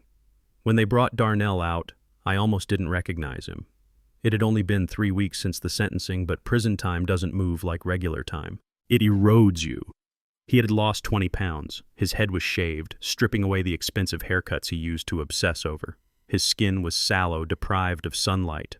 But it was his posture that hit me the hardest. Darnell had always walked with a swagger, a bounce in his step that said he owned the world. Now he shuffled. He walked with his head down, shoulders hunched, his eyes darting around nervously as if he expected a blow to come from any direction. He looked like a husk. He sat down on the other side of the thick plexiglass. He didn't pick up the phone immediately. He just looked at me. His eyes were red-rimmed and swollen. For the first time in his life, the mask was completely gone. There was no calculation, no scheme, no anger. There was just a terrified boy looking for his dad. I picked up the receiver. He followed suit, his hand trembling so badly the cord shook. "Pop," he choked out. The word was barely a whisper. "Hello, Darnell," I said. My voice was steady, but it cost me every ounce of strength I had to keep it that way. "Pop, you came," he said, tears instantly spilling over his cheeks. "I didn't think you would come. I thought you hated me." "I don't hate you, son," I said gently. "Hate takes energy. I don't have that kind of energy left. I am just tired." He leaned his forehead against the glass, his body shaking with sobs. "It is hell in here, Pop. You have no idea. The noise, the violence. I can't sleep. I am scared every second of every day. Please, you have to help me. You have to talk to the lawyers. There has to be an appeal. There has to be a way to get me into a different facility or get the sentence reduced. I can't do 15 years. I will die in here." I listened to him beg. It was the plea of a man who had never faced a consequence he couldn't buy his way out of. He still thought there was a loophole. He still thought there was a manager he could speak to. "There is no appeal, Darnell," I said. The evidence was overwhelming. "You confessed. It is done. But I am your son," he wailed, his voice rising in panic. "How can you just sit there and watch me suffer? I made a mistake. I know I made a mistake, but I don't deserve this." I looked at him, and the memory of the tape recorder played in my mind. Digitalis. It mimics heart failure. "You didn't make a mistake, Darnell," I said, my voice hardening. "You made a choice. A mistake is forgetting to pay a bill. A mistake is crashing a car. Plotting to poison your father so you can sell his house is not a mistake. It is a decision. It is a character flaw." He recoiled as if I had slapped him. "But I am sorry. I swear, I am sorry. I would take it all back if I could." "I know you are sorry," I said. "I believe you. But you are sorry because the plan failed. You are sorry because the wolf you invited into your bed turned around and bit you. You are sorry because you are the one behind the glass." He looked at me with utter devastation. "So that is it. You are just going to leave me here. You are going to let me rot." I leaned forward, placing my hand flat against the cold glass. My palm hovered over his face, separated by 2 inches of bulletproof plastic. "Darnell, listen to me," I said, my tone shifting from judgment to a deep, sorrowful instruction. "You are asking me to save you, but you don't realize something. I already did." He blinked, confusion swimming in his tear-filled eyes. "What, I saved you?" I repeated firmly. "If I hadn't gone to the police, if I hadn't turned over that recording, where would you be right now?" He opened his mouth to speak, but no words came out. "I will tell you where you would be," I continued. "You would either be dead in a ditch, executed by the loan sharks you owed money to, or worse, you would be a murderer. You would have gone through with it. Tiffany would have pushed you, and you would have crumbled, and you would have put those pills in my tea, and you would have watched me die. You would have stood over my grave knowing you killed the only person who ever truly loved you." Darnell flinched, closing his eyes tight. "I saved you from that," I said, my voice trembling with emotion. "I saved you from becoming a monster. I stopped you before you crossed the line that you can never come back from. You are in prison, yes. But your soul is still intact. It is damaged, it is dirty, but it is not lost. Not yet." He looked up at me, the tears streaming down his face. "But 15 years, Pop. 15 years is a long time." I agreed. "But it is time you need. Out there in the world you were weak. You let Tiffany think for you. You let your greed think for you. You never learned how to stand on your own 2 feet. You never learned the value of a dollar earned with sweat. You thought the world owed you something." I paused, looking around the bleak room. "In here, nobody owes you anything. In here, you are just a number. And that is the best thing that could happen to you. For the first time in your life, you are going to have to figure out who Darnell King really is. Is he a follower? Is he a victim? Or is he a man?" "I am scared, Pop," he whispered, looking like a 5-year-old again. "Good," I said. "Fear is a teacher. Use it. Keep your head down. Do your work. Read books. Stay away from the gangs. And think. Think about every choice that led you to this chair. Don't blame Tiffany. Don't blame me. Look in the mirror. That is the only place you will find the answer." I stood up. My time was up. The guard was approaching the booth, tapping his watch. "Where are you going?" Darnell asked, panic rising in his voice again. "Don't go. When will you come back?" I looked down at him. I buttoned my jacket. I adjusted my hat. "I am not coming back next week, Darnell," I said. "What? No, Pop, please, I can't," I said softly. "I can't come here and watch you like this. It breaks me. And you don't need me holding your hand anymore. You need to do this alone. If I keep visiting, you will keep looking to me for hope. You need to find hope inside yourself." I turned to walk away but stopped. I looked back at him one last time. "I will write," I said, "and I will put money in your commissary account so you can buy toothpaste and stamps. But I won't visit. Not until I see a change. Not until the man sitting in that chair is someone I recognize." Pop Darnell screamed, slamming his hand against the glass. "Dad, please, I love you." I walked away. I walked toward the heavy steel doors without looking back. I heard him screaming my name, a raw, primal sound that echoed off the concrete walls. It was the sound of a cord being cut. It tore a hole in my chest, a physical pain that nearly brought me to my knees. Every instinct as a father screamed at me to turn around, to run back, to tell him it would be okay. But it wouldn't be okay. Not if I coddled him. Not if I let him believe that love meant fixing his messes. I had fixed his messes for 35 years, and it had led us here. The only way to truly love him now was to let him fall and pray that he found the strength to catch himself. I walked out into the gray afternoon. The air smelled of rain. I got into my truck and sat there, gripping the steering wheel until my knuckles turned white. I let out a long, ragged breath, and finally I let the tears come. I cried for the son I lost. I cried for the years we wasted. I cried for the lonely nights ahead in my empty house. But as I drove away, watching the prison fade in the rearview mirror, I felt a strange sense of peace settling over me. I had done my job. I had protected my legacy. I had protected my dignity. And in the most painful way possible, I had protected my son. He was in a cage, yes. But he was alive. And as long as he was alive, there was a chance for redemption. I had planted the seed. Now I had to wait 15 years to see if it would grow. The courtroom smelled of floor wax and stale coffee, a scent that would forever remind me of the day I finally severed the last tentacle of the parasite that had been feeding on my family for years. Tiffany sat across the mahogany table, her posture rigid, her face a mask of carefully applied makeup that was beginning to crack under the pressure of the last 4 hours. She didn't look like the arrogant woman who had once laughed in my face when I asked where my pension checks had gone. Today, she looked small. My lawyer, a sharp-eyed woman named Sarah, who reminded me of Beatrice in her younger years, slid a single piece of paper across the table. It wasn't a threat, it was a receipt. A simple bank transfer record that Tiffany thought she had buried under layers of shell companies and fake invoices. "This," Sarah said, her voice calm and level, "proves that the funds for Gus's home repairs were diverted directly into your personal account, Tiffany. We have the dates, the amounts, and the digital signature. It's over." Tiffany's eyes darted to her own lawyer, a man who had spent the morning looking increasingly defeatist. He didn't say a word. He just closed his folder. That small gesture was louder than any gavel bang. It was the sound of a castle built on sand collapsing into the sea. I watched her, expecting to feel a surge of triumph, a rush of vindication.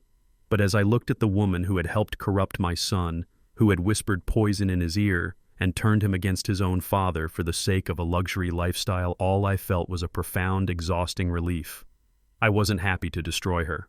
I was just relieved that I finally could. "I want everything back," I said, breaking my silence.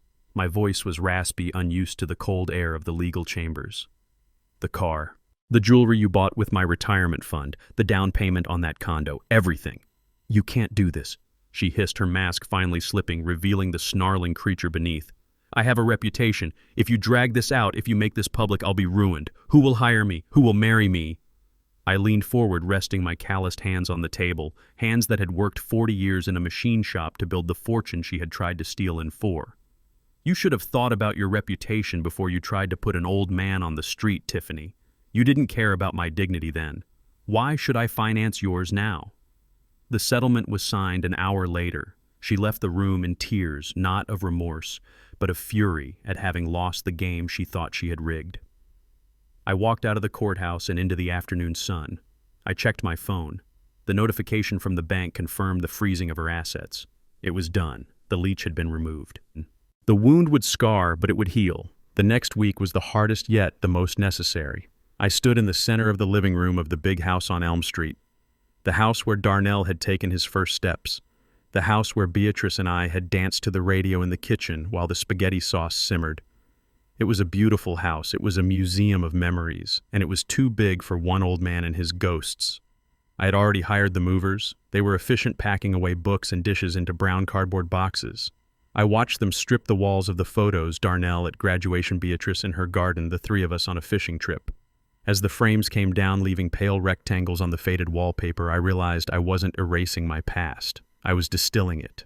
I didn't need the 4 bedrooms, I didn't need the 3 bathrooms or the formal dining room we only used at Thanksgiving. Keeping this house meant holding on to the hope that Darnell would come back, that Tiffany would apologize, that the noise of a happy family would fill these halls again.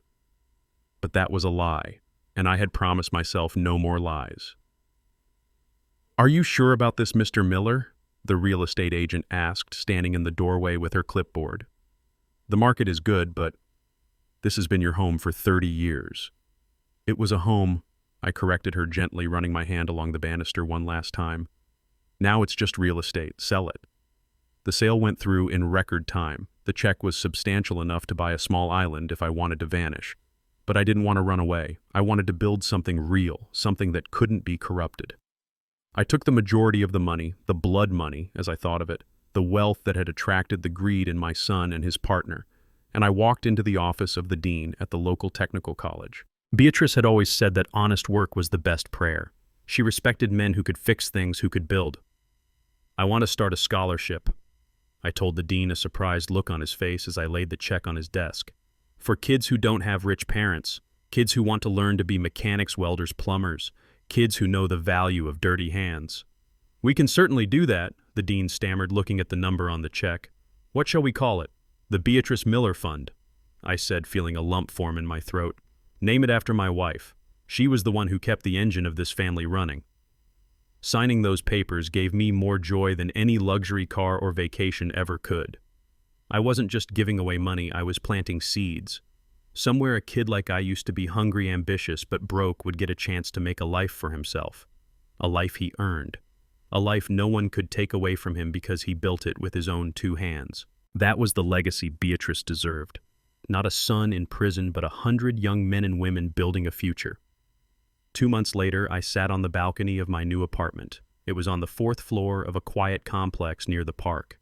It had 1 bedroom, a small kitchen that was easy to clean, and a view of the city skyline. It was modest, it was safe, and for the first time in years it was peaceful. There was no guest room for a prodigal son to crash in when he needed money. There was no basement for secrets to fester. Just me, my books, and the radio playing soft jazz. I took a sip of my coffee, the steam rising in the cool morning air. I thought about Darnell sitting in his cell. I hoped he was waking up now, making his bed, learning the routine. I hoped the silence of prison was forcing him to listen to his own thoughts, just as the silence of this apartment was comforting mine. I hadn't abandoned him. I had just stopped cushioning his fall. The rest was up to him.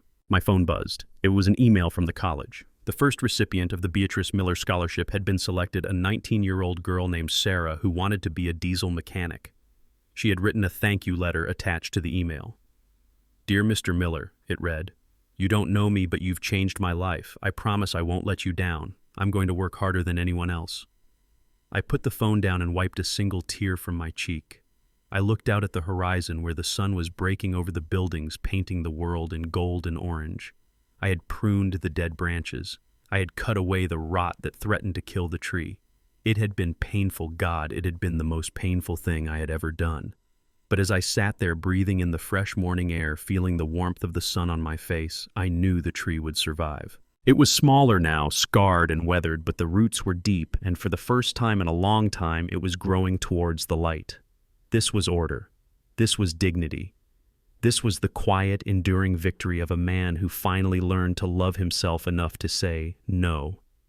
"Good morning, Beatrice," I whispered to the empty air, and in the rustle of the wind through the balcony plants I swore I heard her whisper back. The civil courtroom felt different from the criminal one. It was quieter, less chaotic, but the air was just as heavy with the weight of impending judgment. I sat there adjusting the cuffs of my shirt, feeling the cold, smooth wood of the table under my fingertips. Across from me sat Tiffany. She looked nothing like the woman who had terrorized my peace of mind for so long. The designer clothes were still there, but they hung on her frame differently now, like costumes from a play that had already closed. Her posture, usually so rigid and commanding, was slumped. She refused to meet my eyes. My lawyer, a sharp woman named Sarah, who reminded me of Beatrice in her younger years, didn't waste time with theatrics. She simply laid the documents out on the table one by one. The sound of the paper sliding against the wood was the only noise in the room. "These are the bank transfers," Sarah said, her voice calm and level. "They show a direct funneling of funds from Gus's retirement account into a shell company registered in your name, Tiffany. And here are the credit card statements. The jewelry, the down payment on the condo, the luxury car leases. It is all here. Every single cent is accounted for, and none of it was authorized." Tiffany flinched with every piece of paper that landed in front of her. Her lawyer, a tired-looking man who seemed to know he was fighting a losing battle, leaned over and whispered something in her ear. She shook her head violently, her eyes darting around the room like a trapped animal. "I cannot pay it back," she hissed, her voice cracking. "I spent it. It is gone. You cannot take blood from a stone, Gus." I leaned forward. For the first time that day, I looked directly at her. I didn't feel anger anymore. That hot, burning rage that had kept me awake for months had burned itself out, leaving behind a cold, hard resolve. "I am not asking for the money you spent, Tiffany," I said, my voice steady. "I am taking the assets you bought with it. The condo, the car, the jewelry, the hidden savings accounts. We know about the offshore transfer you tried to make last week. We froze it this morning." Her face went pale. The color drained from her cheeks so fast I thought she might faint. That was the moment she realized she wasn't just losing a lawsuit. She was losing her entire life. She was losing the facade she had built to convince the world she was someone important. The judge's ruling was swift and brutal in its efficiency. It was a total reclamation. Tiffany was stripped of everything. As the gavel came down, I watched her. I expected to feel a surge of triumph, a desire to cheer. But all I felt was a deep, exhausting relief. It was like setting down a heavy backpack I had been carrying for miles. Walking out of the courthouse, I saw her one last time. She was standing on the sidewalk making a frantic phone call. I could hear her voice rising in panic, likely calling one of her high society friends, someone she thought would save her. But as I passed, I saw her lower the phone slowly. They had hung up. The news travels fast in this town. No one wants to be associated with a fraud. She was alone. Truly, completely alone. I didn't stop. I kept walking toward my car, leaving her in the past where she belonged. The next few weeks were a blur of boxes and packing tape. The big house on Elm Street, the house I had worked my whole life to pay for, was suddenly just a building. Without Beatrice, and with the memories of Darnell's betrayal haunting the hallways, it didn't feel like a home anymore. It felt like a museum of a life that no longer existed. I walked through the empty rooms one last time. My footsteps echoed on the hardwood floors. I stopped in the kitchen. I could almost smell the tomato sauce Beatrice used to make on Sundays. I could see Darnell sitting at the counter, swinging his legs, asking for a cookie. A tear slipped down my cheek, hot and stinging. I wasn't crying for the house. I was crying for the innocence we had lost. I was crying because I had to destroy the illusion of my perfect family to save what was left of my soul. The real estate agent was waiting at the door. She looked at me with sympathy. "Are you sure, Mr. Miller?" she asked gently. "You have lived here for 30 years. I looked back at the empty living room at the spot where the Christmas tree used to stand. "I am sure," I said softly. "It is too big for one man and his ghosts. It is time for someone else to fill it with new memories." I signed the papers. The check they handed me was substantial. It was more money than I had ever seen in one place. It was the equity of a lifetime of hard work. But holding it in my hand, it felt heavy. It felt tainted by the greed that had torn my family apart. I knew I couldn't just put this in the bank. I couldn't use this money to buy a fancy car or go on a cruise. It needed to be purified. It needed to be turned into something good. I drove straight to the local technical college. It was a place of grease and noise and honest work, the kind of place where I had started my career. I met with the dean, a young man who looked surprised to see an old pensioner in his office. "I want to start a scholarship," I told him, placing the check on his desk. He looked at the amount and his eyes widened. This is incredibly generous, Mr. Miller." What are the conditions? I thought about Beatrice. I thought about her rough hands, her kind heart, her belief that hard work was a form of prayer. "It is for the kids who do not have a safety net," I said. "The ones who want to learn a trade, mechanics, welders, plumbers, the kids who aren't afraid to get their hands dirty. And I want to name it after my wife. the Beatrice Miller Scholarship. Leaving the college that day, I felt lighter than I had in years. The money was gone, but something better had taken its place. A legacy. Somewhere down the line, a kid like I used to be would get a chance to build a life because of Beatrice. That was worth more than any mansion. I moved into a small apartment on the other side of town. It is a quiet place on the third floor of a secure building.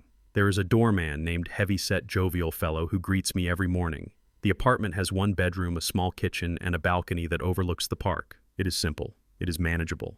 My life has found a new rhythm here. I wake up early, make a pot of coffee, and sit on the balcony to watch the sun come up over the city. I read the newspaper. I take walks in the park. I have joined a chess club at the community center. It is a quiet life, but it is a peaceful one. There is no one asking me for money. There are no schemes, no lies, no tension waiting for me when I unlock the door. Just the hum of the refrigerator and the soft jazz playing on the radio. Some might call it lonely. I call it sanctuary. Yesterday I received a letter from the college. It was from the first recipient of the scholarship, a young girl named Sarah who wants to be a diesel mechanic. She wrote about how her father had passed away, and she was working 2 jobs to support her mother, and how this money was the only reason she could go to school. I sat in my armchair, the afternoon sun streaming through the window, and I read that letter 3 times. I traced the handwriting with my thumb. "You did good, Gus," I whispered to the empty room. "You did good." I thought about Darnell sitting in his cell. I hoped that one day he would understand. I hoped that the silence of prison would force him to find the same kind of clarity I had found in this small apartment. I hadn't abandoned him. I had just stopped enabling his destruction. I had cut the safety rope so he would finally have to learn how to climb. The sun began to set, painting the sky in shades of purple and orange. I stood up and walked to the kitchen to start my dinner. A simple meal for one. I wasn't rich anymore, not in the way Tiffany or my son measured wealth. I didn't have the estate or the luxury cars. But as I chopped the vegetables, listening to the steady rhythm of the knife against the cutting board, I realized I had something far more valuable. I had my dignity.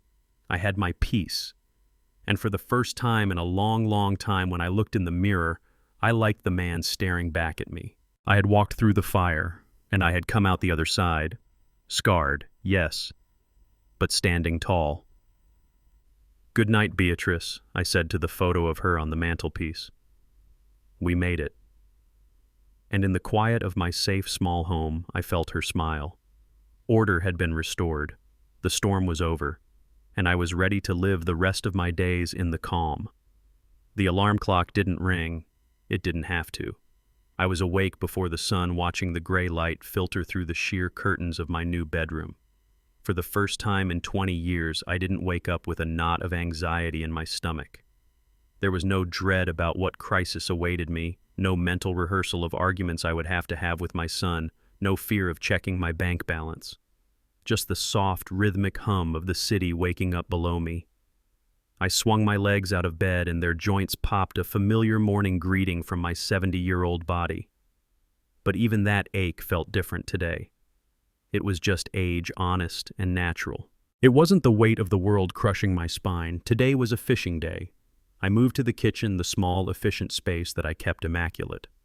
I poured coffee into a travel mug, the steam rising in the cool morning air. On the counter sat my old tackle box. It was a battered green metal thing, scratched and dented from decades of use. Darnell used to hate this box. He called it junk. He wanted me to buy one of those fancy high-tech carbon fiber organizers. He never understood that the value wasn't in the container, but in the history it held. I sat down at the small table and opened the latch. It made a solid, satisfying snap. Inside, the lures and hooks were organized with military precision. I picked up a spinnerbait, turning it over in my fingers. I remembered buying this one when Darnell was 10. He had hooked his own shirt with it on the first cast. We had laughed until our sides hurt. That memory used to bring a tear to my eye, a sharp pang of loss for the boy he used to be. Today I looked at it and felt nothing. Just a quiet acknowledgement that the past was a closed chapter. I checked the line on my reel. I pulled it taut, testing the strength, checking for frays or weak spots. This was a new ritual. In the old days, I would just grab my gear and go, assuming everything was fine. I trusted the equipment just like I had trusted the people in my life. I didn't check for rot. I didn't look for the hidden weaknesses that could snap under pressure. I had learned my lesson the hard way. Now, I verified. I inspected. I ensured that the line holding me to the world was strong enough to bear the weight. I drove out of the city as the sun began to breach the horizon, painting the sky in strokes of bruised purple and burning orange. The road to the lake was familiar, winding through pine forests that smelled of resin and damp earth. I rolled the window down, letting the cold wind whip through the cab of the truck. It felt like cleansing. When I arrived at the spot, the lake was a sheet of glass, undisturbed and silent. A mist clung to the surface, swirling like ghosts dancing on the water. I was the only one there. I set up my folding chair on the end of the wooden dock. The wood was weathered and gray, much like myself. I cast my line. The mechanism whirred a soft purr that sent the lure flying in a perfect arc before splashing gently into the dark water. I sat back and waited. People often tell you that old age is a time of loneliness. They see an old man sitting by himself on a dock and they feel pity. They imagine he is waiting for a phone call that never comes, or mourning a time when his house was full of noise.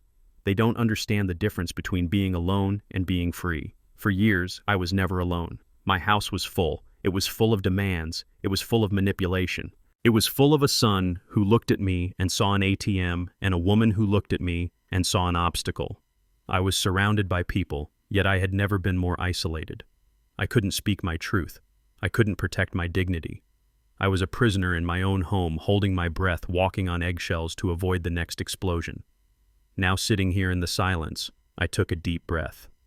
I filled my lungs until they ached. The air tasted of pine needles and cold water. It tasted of peace. I thought about Darnell. The image of him in the orange jumpsuit flashed in my mind. It didn't bring the sharp stab of guilt anymore. I wondered if he was awake. I wondered if he was finally learning that actions have consequences. I hoped he was. But I also accepted that he might not. And for the first time I realized that his outcome was not my burden to carry. I had given him life, I had given him education, I had given him love, and finally I had given him the consequences he needed. My job was done. A dragonfly landed on the tip of my rod, its iridescent wings shimmering in the growing light. I watched it, marveling at its fragile beauty. I realized then that the legacy I had been so obsessed with preserving wasn't about the house on Elm Street. It wasn't about the bank account or the family name. Those were just things. Dust. The real legacy was this morning. It was the fact that I had the strength to cut the rot out. It was the fact that I refused to let the darkness consume the twilight of my life. I had chosen truth over comfort. I had chosen self-respect over the illusion of family unity. That is a hard choice. It is a choice that breaks your heart to save your soul. But looking at the calm water, I knew it was the right one. My line tugged, a sharp electric jolt. I reeled it in the mechanism, singing. It was a small bass fighting with the spirit of a creature 10 times its size. I brought it up to the dock. It gasped, its gills flaring. I looked at it, admiring its fight, its will to survive. Carefully, I removed the hook. I didn't keep it. I didn't need to conquer anything today. I lowered the fish back into the water. It paused for a second, as if surprised by the mercy, and then with a flick of its tail it vanished back into the depths. I smiled, a real smile. It started in my chest and warmed my face. I wasn't a victim. I wasn't a sad old man abandoned by his family. I was a survivor. I was a captain who had steered his ship through a hurricane and found a quiet harbor. I packed up my gear, slowly enjoying the ritual of putting everything back in its place. The sun was high now, warming the back of my neck. I picked up the tackle box. It felt lighter than before. Walking back to the truck, I saw a young family arriving at the picnic area. A father was trying to untangle a fishing line for his little boy. The boy was impatient, tugging and whining. The father looked frustrated. 30 years ago, I would have stopped. I would have offered advice. I would have seen myself in them. Today, I just nodded a polite greeting and kept walking. That was their journey. I had walked mine. I got into my truck and started the engine. The radio came on, playing a classic blues song. I tapped my fingers on the steering wheel. I was going to drive back to my quiet apartment. I was going to make a sandwich. I was going to read a book. And next week, I was going to meet the students from the scholarship fund. I had children. They just didn't share my DNA. They shared my values. They shared my respect for hard work. And that was enough. I looked in the rearview mirror.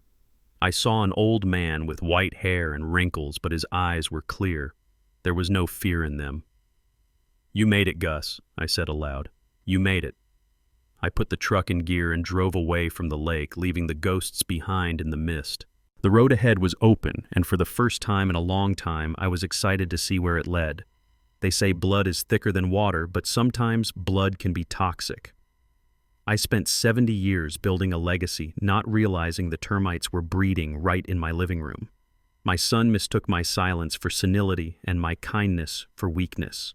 He forgot that the hand that fed him also knew how to lock the door. Trust isn't a birthright, it's a rental agreement. Stop paying the rent of respect and you get evicted.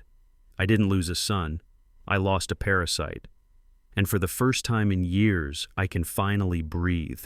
If this story resonated with you, or if you've ever had to make a tough choice to protect your own peace, please hit that like button and subscribe to the channel. It really helps us share more stories like this one. And I want to hear from you in the comments. Have you ever had to cut a toxic family member out of your life? How did you find the strength to do it? Let's talk about it. Thanks for listening, and until next time, protect your peace.